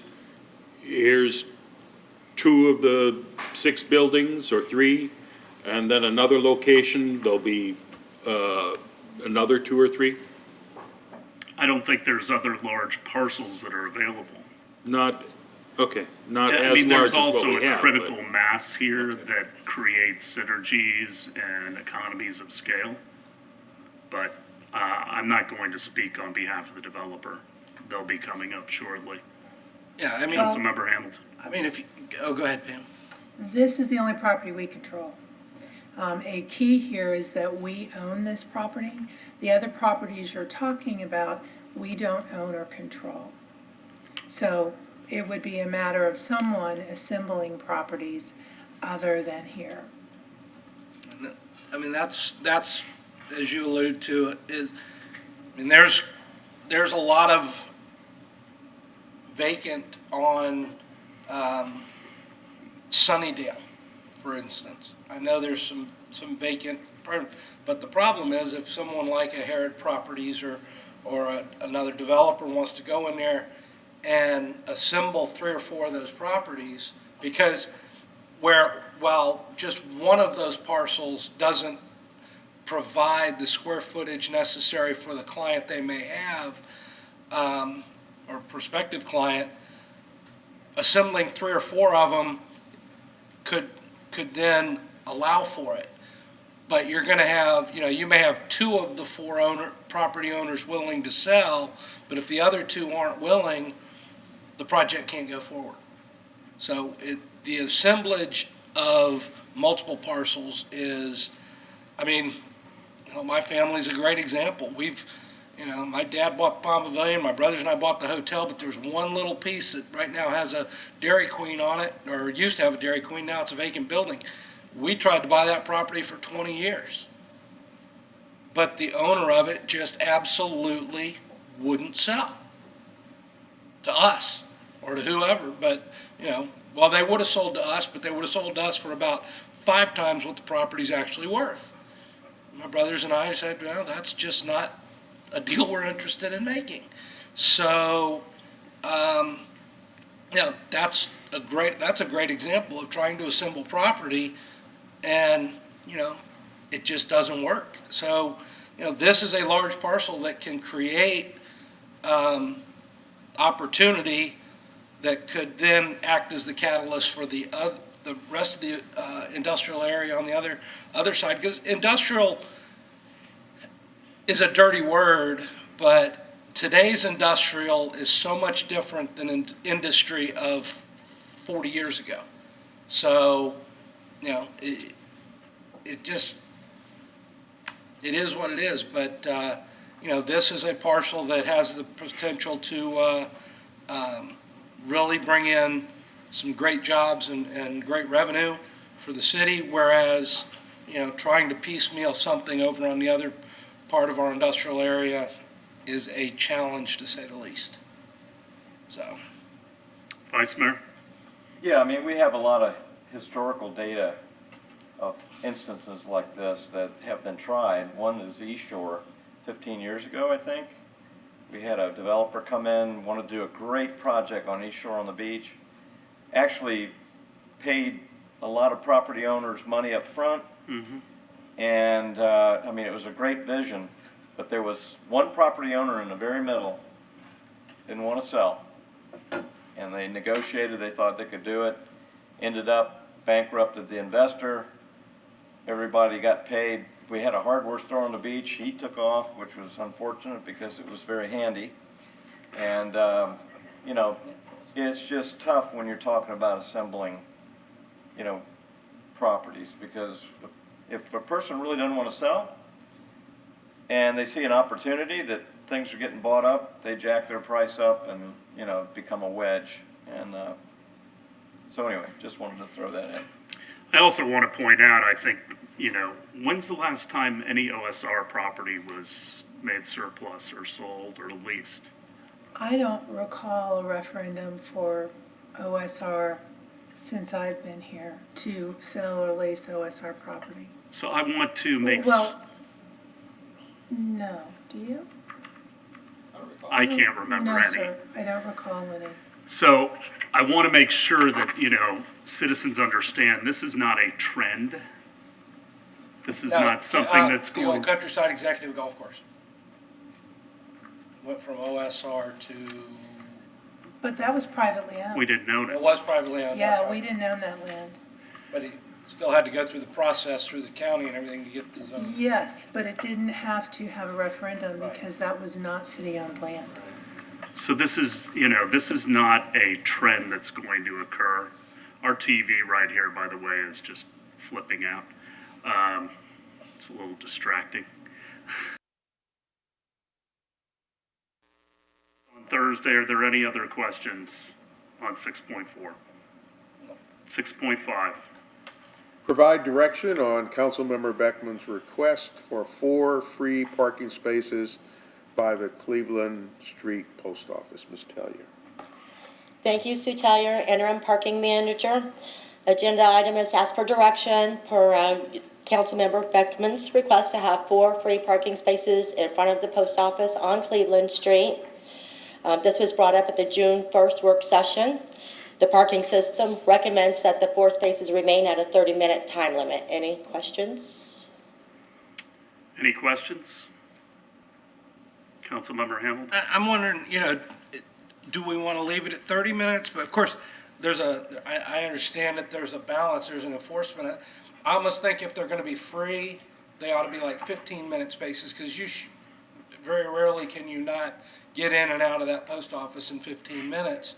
But now there's are we going to have to pay somebody to sit there and monitor those spaces all the time to make sure for 15 minutes?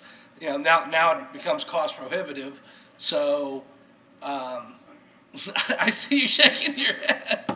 So, I mean, I guess the 30 minutes is fine, and let's do it for let's go with, I'm okay with the 30 minutes right now, but like I said previously, my focus is more on getting that post office moved so we can do something better with that building than have it as a post office. 3 of the 4 spaces are already marked as a 30-minute time limit and have been. So staff is supporting this, and I've got to ask, because frankly, Councilmember Beckman, I'm probably going to go along with this to give you a W. A little check there in the box, a little link. But I don't understand what's difference between the United States Post Office and every other business on Cleveland Street that we should make this free. And I don't quite understand why we're doing it when all it costs is a dime, or your Park mobile app, to go into the post office. And I know people have gotten tickets there, Yes. but they've gotten tickets elsewhere too. So can you explain to me why the U.S. Post Office gets a free ride and everybody else gets to pay? These spaces are the 25 cents per 30 minutes right now. So really what we're losing is $3,000 in revenue a year for those 4 spaces is what we found out. By providing a service where you can get in and out of a federal government building, similar like running in, dropping plans off at the MSB, we don't ask for a payment there. That was the consideration. It's not that every business should get a free 30-minute space, no. But it is a government, it's something for your mail. You might be looking for your stimulus payment, and that is why we supported it, because it is nominal revenue, and we are providing a service to our citizens for the betterment of their living and community. Live well, work well. I'm going through my mind from Myrtle westward. You take those 4 spaces away, there's only 2 parking spaces on Cleveland Street available, because the 500, the 400 block and the 500 block are shut down right now. You can't drive them. So the only 2 spaces are the ones that are just before you get to Garden Avenue on the north side. There's no parking on the south side of Cleveland Street. So basically, there's only 2 spaces in that whole. Well, there's 4 or 5 spaces in front of the atrium on the south side. And then once you get beyond the bump out, there's another 4 spaces. Yeah, There's about 9 spaces on the south side of the street. And then there's the 4 in front of the post office. There's a handicapped, and I believe 1 other parking space in front of B of A. Because that's my building, so I see it all the time. So there are other spaces. And then as you wrap around, there's another 5 on Garden on the east side and 2 on the west side, which were 15-minute spaces. And then I think there's 2 right by the Garden Street garage that are for parking services. One's for enforcement, yes, sir. The other Is one there a is. dedicated handicap space for the post office anywhere? No, there's only 1 down in front of B of A. Yes.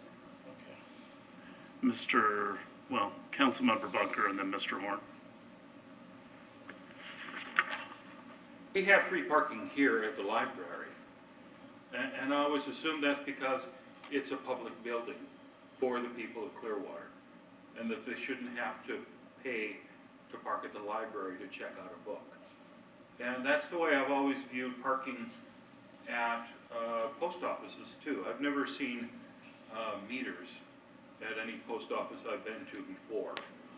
$3,000 a year for these parking spaces seems like, peanuts. Just to give somebody the ability to run in and do business. And frankly, I've been in many post office lines that have taken a heck of a lot more than 15 minutes to get in and out. I don't know about the Main Street one. I haven't been down there since I moved out of the downtown area. But it seems like a pretty simple thing to do for the people of Clearwater who need to use that post office. Well, there's no free parking for City Hall right now. Well, there should be. Well, there isn't. And there have been. So, and you know why? Because that's parking is shared with other businesses. And there's no way to determine who's going in there for what.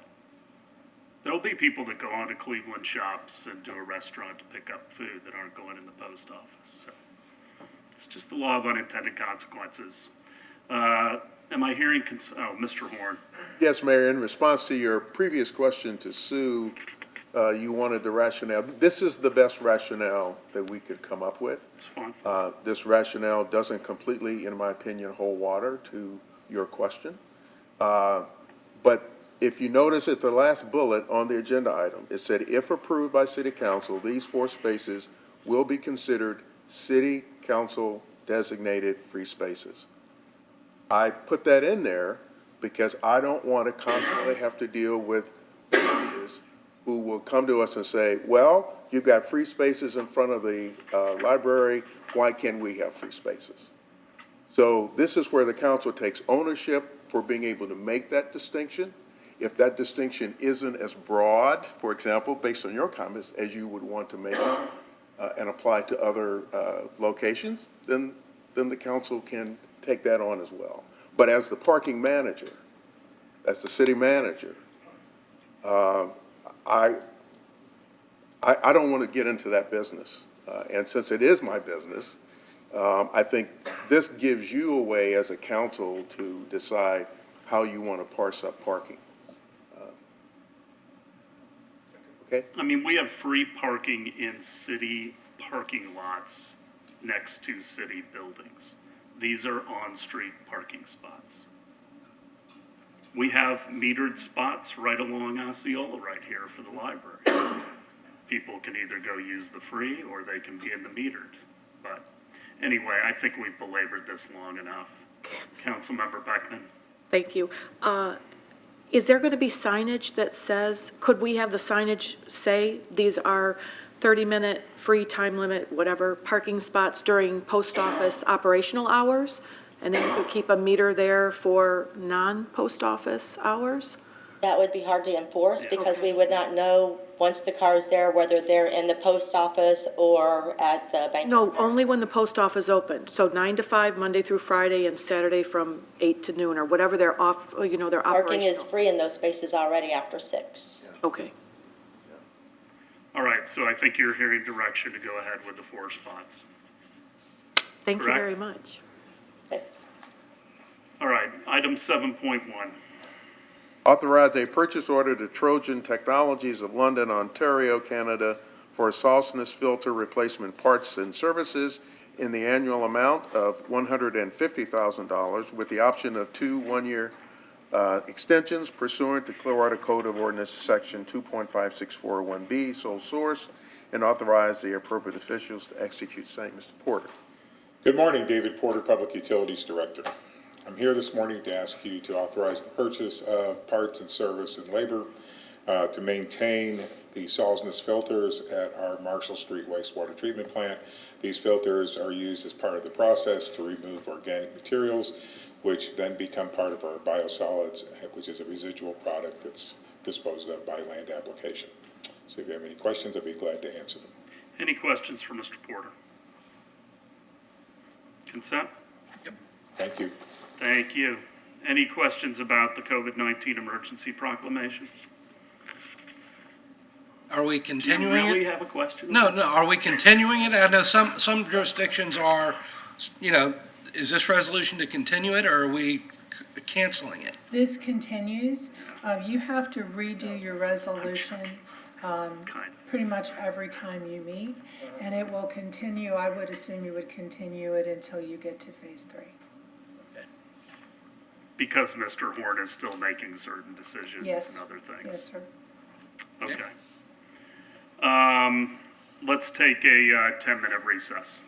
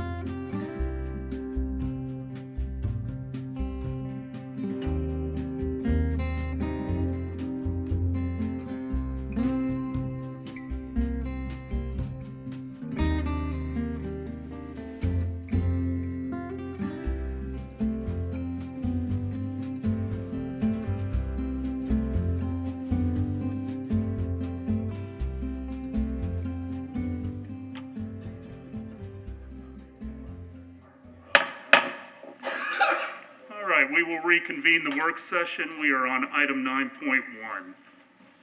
Approved term sheet for Harrod Properties, Inc. Ms. Sanderson. Thank you. Good morning. Denise Sanderson, Director of Economic Development and Housing.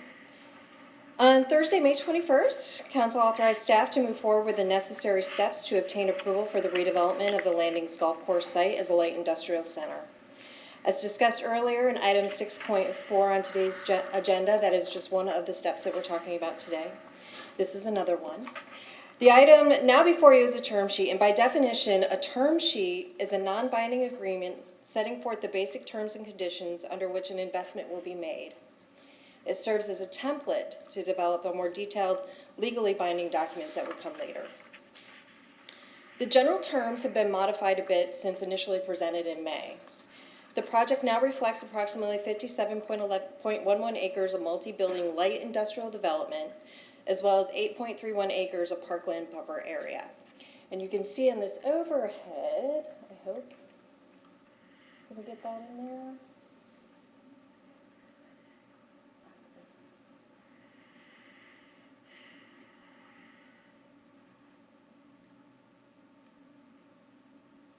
Thank you. So as you can see here, the parkland buffer area surrounds St. Andrews Cove. It is to the north and east of that development and will remain open space recreation as a public park. The parkland buffer area will not be included in the proposed referendum. However, the tenant has agreed to construct the park comprised of water features, perimeter sidewalks, and other limited amenities recommended by Parks and Recreation Department. Additionally, the tenant will pay to the city on an annual basis the cost of maintaining this area, the amount of which is still to be determined.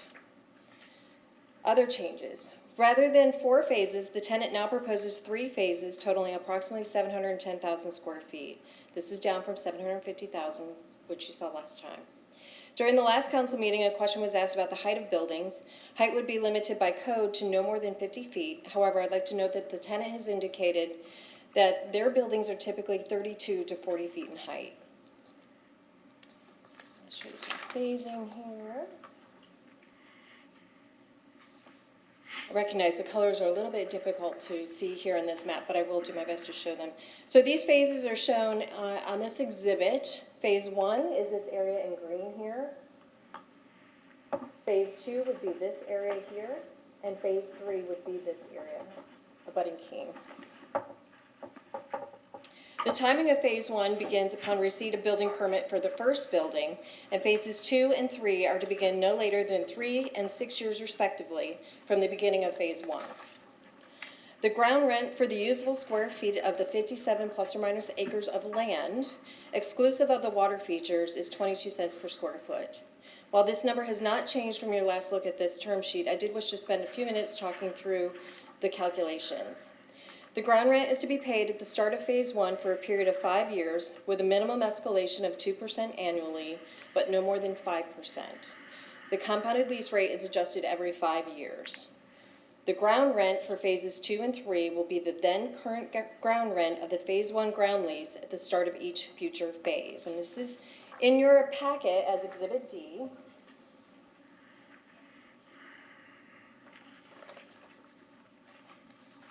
Probably more easily viewed in this manner, but we didn't want to make it terribly confusing. But this is where you're seeing those numbers for phases 1, 2, and 3 in your Exhibit D. The area is highlighted in that blue-green there.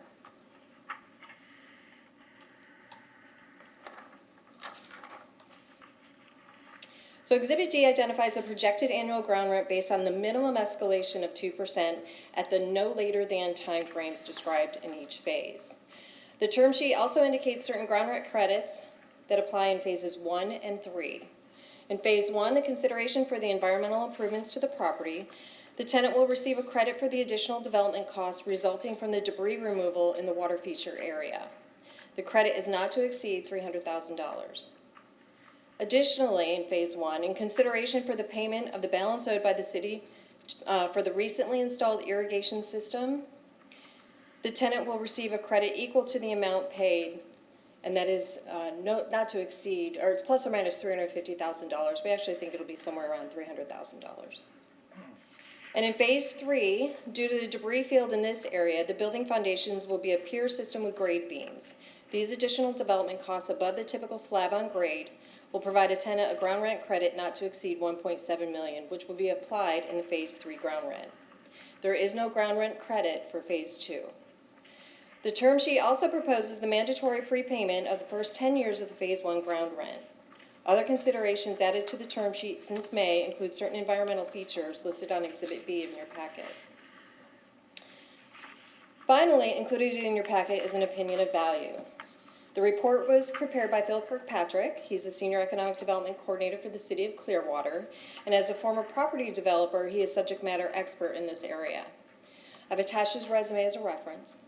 The report is thorough and detailed, but the bottom line is that his analysis concludes the value of the property for this type of use yields a median price per square foot equal to 9.27 cents per square foot. An average would be 11 cents, and a maximum is 21.5 cents. And so based on the terms and conditions of the term sheet, the rate of 22 cents is an appropriate and good value for the city. Staff recommends approval for the term sheet, and I'll be happy to take any questions. And with me today is Phil Kirkpatrick, as well as the developer from Herod Properties, and representing them is Attorney Ed Armstrong. Questions for Ms. Sanderson? I have some. Councilmember Beckman.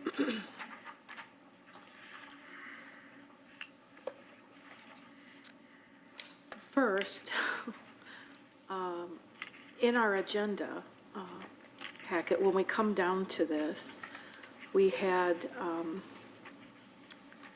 Can you tell us where you are in the yeah, packet? yeah. Just so we can Right, follow work along with I you. know. Well, it was, we have listed, we're going to approve this term sheet, and one thing I found confusing for myself is that there was nothing articulated here with a title of term sheet, like one document that was called term sheet. So when I went through a whole bunch of things, I read and made some annotations. To me, that was a little problematic. The other thing is, it's good to understand that Mr. Kirkpatrick is an employee of the city. Is he like on retainer, or does he work here every day, or? He's a full-time employee. Okay, and so I wanted to know, who he was and why he was there, and then those case studies that were included, as far as, so why were those included? So Mr. Kirkpatrick did an analysis of recent transactions within the region. Mm-hmm. It's important, unlike a residential acquisition where you can have comparable values for homes sold within recent time frame 3 blocks away. It's much more difficult to do that on an industrial site. You must look much broader and over a longer period of time quite often in order to get those comparables. And so the opinion of value that he provided is based on an evaluation of those transactions throughout the region. Okay, so this was, different jurisdictions dealing with filling and parking and things like that, water sewer impacts and all that business, right? This is based on the ground rent. Okay. The analysis. This is to justify the ground rent? Right, we wanted to make sure that what we have negotiated is meets market. Okay. And then, just to be clear, the remediation that the developer is going to be doing, he gets a whole bunch of credit for that, so that doesn't come out of his pocket, correct? We're reimbursing him for that as far as reducing his rent or payments or something like that. We recognize that the developer would not be receiving a pristine site ready for build. And for consideration of those accommodations, we're providing a ground rent credit. Okay. But it's a location that he wants badly. I mean, he wants it. He wants to build there, right? Because we don't have contiguous acreage. That is correct, and I'll remind council that we also said back in 2011 that we wanted this in our adopted economic development strategic plan. And so it is consistent with plans and principles that we've adopted over the years. And so I would suggest that I too want this development as much as perhaps the developer does. So.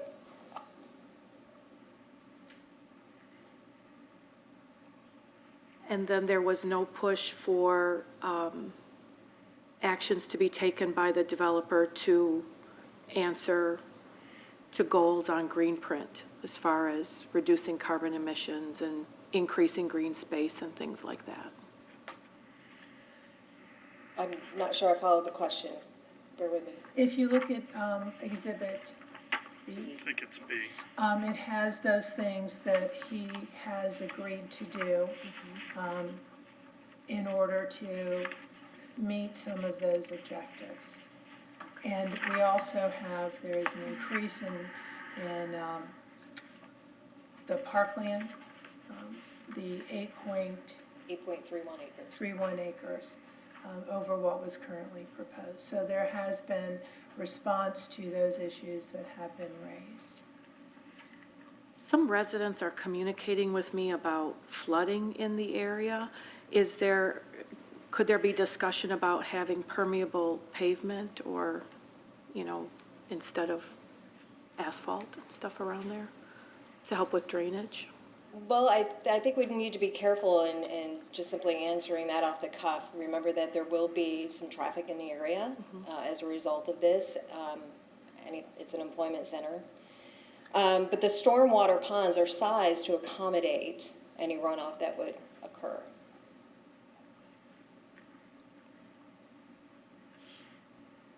That's what I have right now, I guess. I just think, philosophically, when we have expanded development, I think it would be good if someone stood at the podium and also said, this is what we're doing to accommodate that expanded development with our infrastructure, with our traffic, and there are consequences to building this and increasing 3,000 jobs, and I don't see the offset. We have to meet concurrency, though, with this site. Are you familiar with that? You can refresh me. Well, I'd rather have the planning staff talk to it. I mean, the vice mayor and I were both on the CDB, but it's one of the kind of training grounds for that. But I think it's worth discussing because ratings on the roads have to be looked at. Well, there is no more concurrency the way you used to know it on CDB. We have a multimodal ordinance that requires some reinvestment for multimodal type of improvements. But, there are level of service standards that we meet for our infrastructure system as a whole. So when we get into, if this gets approved and we get into the site plan process, we'll be working with the developer for integrating, like bus shelters and that sort of thing to offset the traffic increase and to assist employees getting to these jobs. But this is not a level F or a level D road. No, I believe it's a level C roadway. So the standard that was adopted in the comprehensive plan when we were implementing transportation concurrency was a level of service D during the PM peak. And right now this is operating, I believe, at a level of service C. Which is below. Which is above. Okay. Right.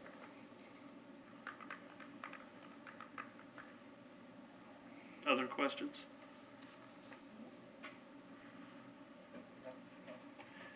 Denise, I do have a couple questions. Refresh my memory on what we're going to be receiving as far as compensation. We'll be receiving lease payments, but also taxes. And could you also talk about what the county and our school system will also be receiving? Because right now, this property is off the tax rolls. We receive $12,000 a year from the golf course. But what are the comparisons between what we're getting today versus what we're getting in the future? I have not had a chance, because these figures were finalized on Friday, I have not had a chance to run an economic impact analysis fully. And so I would hesitate to say right now. I certainly will have that available for Thursday's discussion. Can speak more specifically about the tax benefits that will be received by the school district, the county, and other jurisdictions that receive the benefit of the ad valorem. Denise and I had talked about on Friday the fact that we are shouldering a lot of the responsibility in conjunction with the developer, but the school board and the county get benefits right off the bat. And I really would like to see at least the county, maybe not the school board, participate in that so that our payback is faster. I'm not throwing a wrench in things, but I do think we're doing all the heavy lifting. I will mention, we did have that discussion, and I will mention that we will continue to receive all of the ad valorem, as will the county, the school districts, and the other jurisdictions. What we're talking about here in terms of ground rent credits is against the lease that we're also charging. So in addition, or instead of the $12,000 annually we're currently receiving for the operations as a golf course, we will be receiving ground rent from day one. There is a prepayment that is required that I failed to mention in my presentation, a mandatory 10-year prepayment that the developer will pay upon the beginning of phase one. And so that will pay all of phase one rent, less the ground rent credits associated with phase one. They'll be paying that in advance. And I've gotten some questions. First of all, Mr. Kirkpatrick, can you tell us about his background and his qualifications for doing this valuation? Rather than me tell you, I'll have Phil tell you if that's okay. Okay, perfect. Thank you.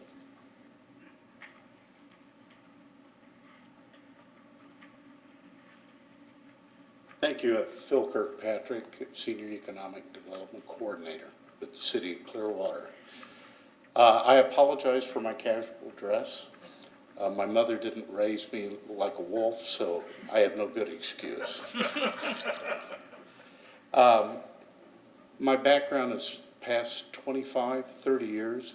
I've been doing real estate development with a focus in commercial, industrial, and a particular focus also in healthcare. I've built about $300 million worth of real estate, and I've worked as a for-profit developer. So any other particulars you have, I'm happy to answer them. I worked, by the way, as a broker in the industrial segment for 10 years. I knew your qualifications. I want everybody else to know. Oh, okay.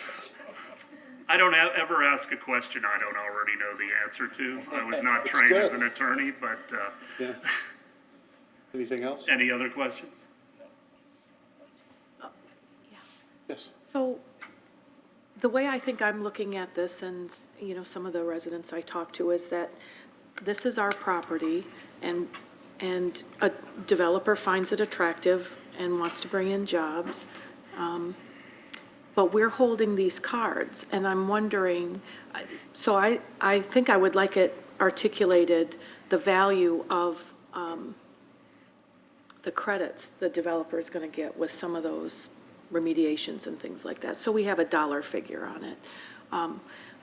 But can you give me your feeling about asking for them to be more energy efficient and having offsets for their energy consumption if we have goals to reduce our carbon emissions in the city? With the type of development that's being built is what I refer to as flex industrial. And the energy efficiency opportunities for it are somewhat limited because it doesn't have the intensity of an office development, doesn't consume as much energy as an office type development would. So everyone's today is going to address some of the energy efficiency requirements with LED type lighting. And those are substantial savings.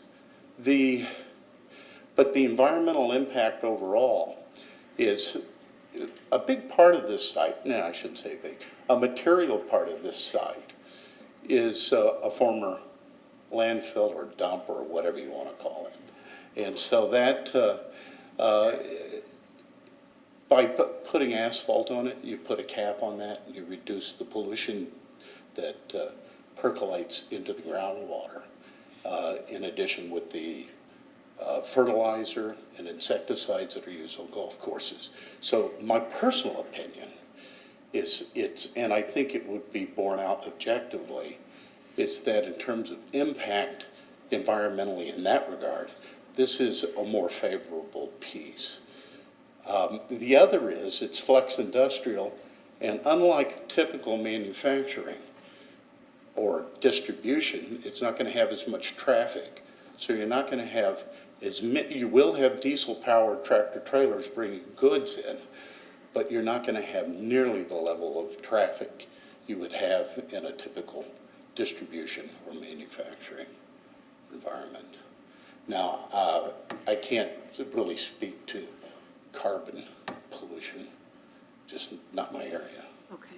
So you're saying that it's a little more favorable because we're going to be covering up this former dump area so it won't emit. Ms. Aiken is. Oh, I'm so sorry. No, it's quite all right. It's just We that just I've need been to- having a little heart attack when people call it a landfill. It isn't a landfill. Oh. It was not a landfill. I apologize. It's quite all right. We get kind of casual sometimes with that, not just you. There are debris areas there, but this was not an official dump or an official landfill. But there are some areas where there are debris, and that has been identified. I apologize. So again, covering the debris area and then not using pesticides makes it more favorable environmentally. But we could always agree not to use pesticides or anything on that land if we left it natural. We wouldn't have to continue to use those if it weren't used as a golf course. But so you think there is an environmental benefit to covering up that green carbon capture area? Oh, absolutely. At least I'll call it the south central pond that aligns, call it midway on the runway. That, if I recall correctly, was a debris area. And they'll be remediating all of that in order to get a clean perk for the stormwater. And then, your comment about requiring solar on the roof is because you don't think those light industrial manufacturing facilities wouldn't be drawing enough, wouldn't need as much for I cooling? wasn't speaking to solar, I was speaking to LED lighting only. Okay. I'm not a solar expert. Okay. Years ago, I evaluated and I found it was cost inefficient. Okay. But I don't know if that's the case anymore. Vice Mayor. Yeah, and I wanted to just clarify this again. This is a developer that's building a light industrial park for rent. I mean, he's going to be renting this, and he's not sure now who he's going to be renting it to. So there might be some of the tenants who will come in may need more solar, or that'll all be reviewed on, I guess the building department would review that at that time. But it's not like it's a company that you know exactly how the layouts of the building are going to go. These are basically warehouses that are going to be filled and rebuilt out at a later date, and we can visit that at that time, I think. Thank you, sir. Thank you. Councilmember Hamilton. Trying to give the city attorney's chest a chance to settle down a little bit. But most of this, a lot of the, energy consumption and things that will be based on who the actual tenant is. And that's still to be determined. That's an unknown right now. I'm sure if a tenant is going to be coming in and they find certain things, i.e. solar, beneficial for what their operation consists of, that's between them and their landlord as to whether or not it's something they want on their building. But, that's all. A lot of that stuff is to be determined down the road. That's not something we can make determination on right now. So I think we kind of keep that in the back of the mind, but we're looking at the overall project right now. We're looking at this from 30,000 feet right now, not from ground level. So. Other questions or comments?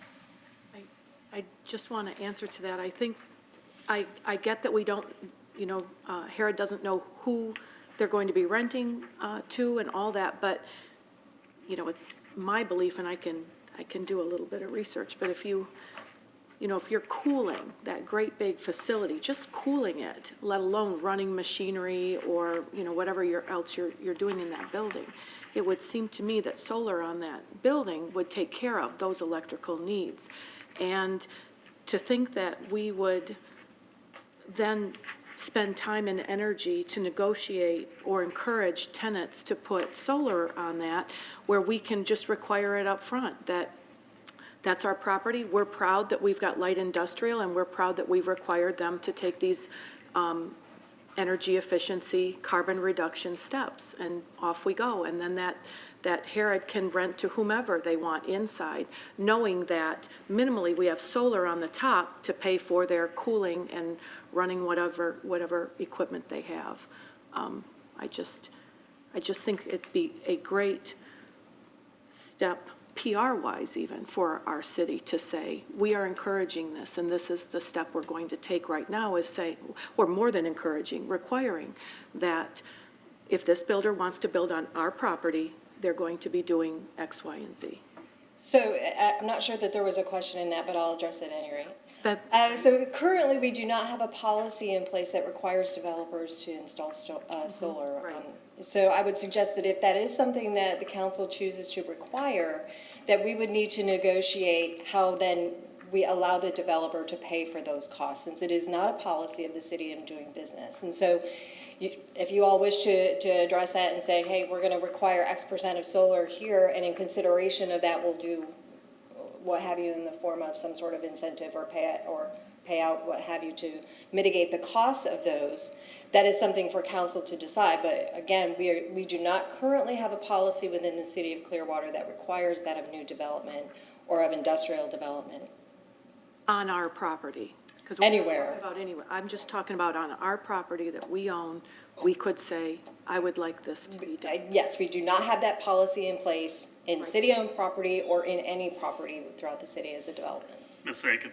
And I don't believe we currently require city buildings to have solar either when they're being built. Is that correct? Correct. We do not require, so we don't require it of ourselves either. Right.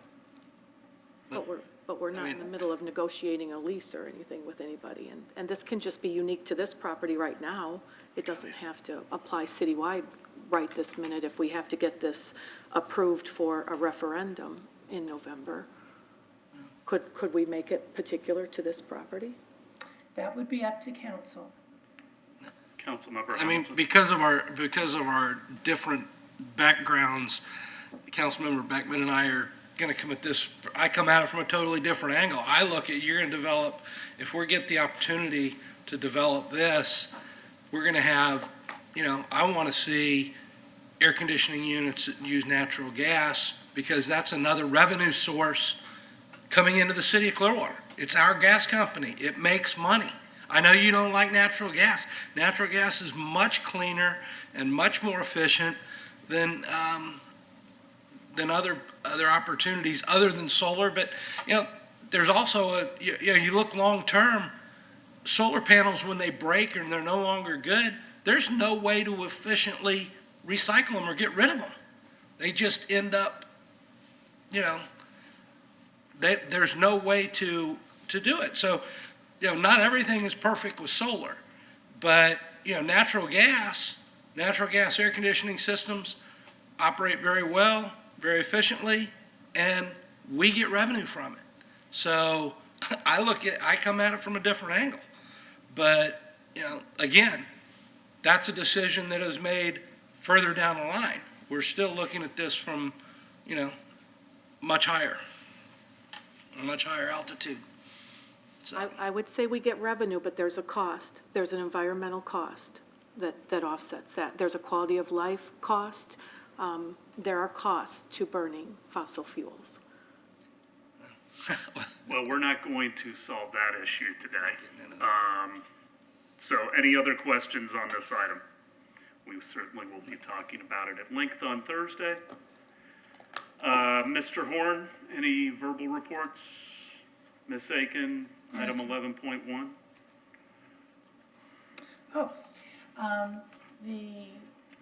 You have attached the question for the proposed question for referendum. And pull that language up. So we're limited to 75 words. This is based on the charter requirement that what you are actually doing is allowing this property to be leased for other than an OSR use. So we describe the location, and we have the general location given and the current name of the site so that the public knows where it is we're talking about. And the purpose of it, the proposed use, is light industrial use. So 75 words. You can add words. We still, I think I have 68 or 67 words. 68. And I'm sure if we press real hard, I can take out a few of these and give a few more words if you need them. But this is sort of the basic of what the question looks like. Well, I've already told the city attorney I would like to go from the light industrial use to light industrial research and technology, which is the IRT. It still keeps us under the 75 words. I do think, to Councilmember Hamilton's comment earlier, this isn't your Lake Erie Rust Belt industrial property. It isn't a smelting plant or anything else, so I think it ought to be characterized for what it is. I totally agree with the technology aspect and the technology for phrasing. So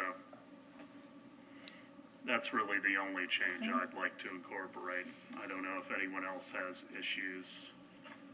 I think it's a good idea. We can also add the word office So I guess there's going to be a lot of office space with almost as a every. part of that. Right. Okay. I can make that change, bring it back. No, you will not be approving it Thursday. Mhm. This is for your discussion. You'll be approving it in July. Okay. But this gives you plenty of time to talk about it and take a look at what it will look like. So any other questions on that? So we're going to be talking about Imagine and this on Thursday. So as you can imagine, there is probably going to be a fair amount of discussion between all of us and also, I think, public input. Has staff thought about order of things? I think the rest of the agenda is relatively light, so I'd really like to have that come first, so that if there are citizens that want to speak to any of those items, they don't have to stay here all night. Agreed. No, those items will come before, and then the heavy discussion, obviously, those items regarding the landings will come afterwards. So which way were you thinking of going? Imagine first and landings, or landings, Imagine? I think the landings first, because there are some agenda items associated with it, and then we'll have the Imagine Clearwater afterwards. Okay. All right. Nothing else, Ms. Aiken? No, sir. All right. New business items by the council. Actually, we need to talk at some point because I have met with Continental Towers. I'm sure you've all seen the pictures that I was given and some of the information there out on the beach. And so I've met with staff. I went and met with the condominium association for about an hour and a half one evening. And they're having some significant issues with boaters and jet skis, parking right in front of their condo, loud music, all sorts of behavior that you may not want in your backyard. And there's a lot of different issues about who owns the beach and riparian rights and, you know, the mean high watermark so people can walk through their property, but and there's a lot of different agencies that are involved in any decision. The state, Fish and Wildlife, the county, the city, Coast Guard. It's almost endless. But I would like to work towards getting them some type of resolution. We have been told that a no-swim zone is a no-go. Or a swim zone, creating a swim zone, because of the currents in the channel are so strong that it's dangerous. So by proposing a swim zone, which is kind of a vessel exclusion zone at the same time, you create other issues. But this will take more than 8 hours probably for staff. And so, Bill, I don't know if you want to schedule it in the future, or we can give direction to go ahead and allow staff to work on this. I do know that the Quality Inn and the Hampton are also potentially interested in a vessel exclusion zone. And I can imagine that the owners of the JW, when it's done, and the Marquesas site would also be interested. I think where that starts to break down is you get a little bit further north or west. Go ahead, say it. I think shepherds may not want to participate in that. And we don't know if there has to be a critical mass of property owners, because there's a question of how big the zone has to be to even pursue it. So there's just a lot of unknowns. Ms. Aiken, do you want to jump in here? What I believe we've talked about, Mr. Horn, is initiating the process through the city, which is initiated by ordinance. And then it has to be approved by the county and the state and others. We are not optimistic that it will be approved. However, we can initiate that process, and I believe, Mr. Horn, that's the direction that you have discussed with staff, if I am correct. Yes. Yes, we'd have to, Pam and I will have to put our heads together and carve out a process that has a timeline attached to it so that you all will have the appropriate expectations. We've got higher priority items on our plate right now that we need to clear. So with your cooperation and not giving us more, then we can tell you how quickly we can get to this one, because it is complicated and the legal issues surrounding it. So, but that's kind of what our plan is. Well, and that kind of brought up the other, can we get a report or I don't know if we need to make an agenda item or something and have the new owner, but I'm really interested in Prospect Towers and that transaction. You've got people on very much fixed income that look like they're going to get thrown out that have been there for a long, long time. And I'd really like to kind of get some more information and have an opportunity to talk to the person buying it. And I mean, there are some people, that when they buy property, they don't, give a lot of thought to, especially when you're buying a residential property of that nature. I don't understand how you can buy a piece of property like that and not give thought to who it is you're displacing, So I'd kind of like to get a little more input on that. I think we should probably have that as a discussion item initially. And then what staff knows about it, you can share it with you at that time, and then you can direct how aggressively you want to respond to it. Okay. That's what I would recommend. I think we can certainly have it on the next work session agenda, and so we can get a sense of, what it is you all want to do about it. And there still is a connection with the city, correct? Yeah, I mean, we have a 20%. 20 units. 20 units, okay. So, all right, well, if we could agenda that. Anything else? No. All right, well, we'll see everybody, we'll see all of you tomorrow, but we'll see the public on these issues on Thursday. We're adjourned. God bless.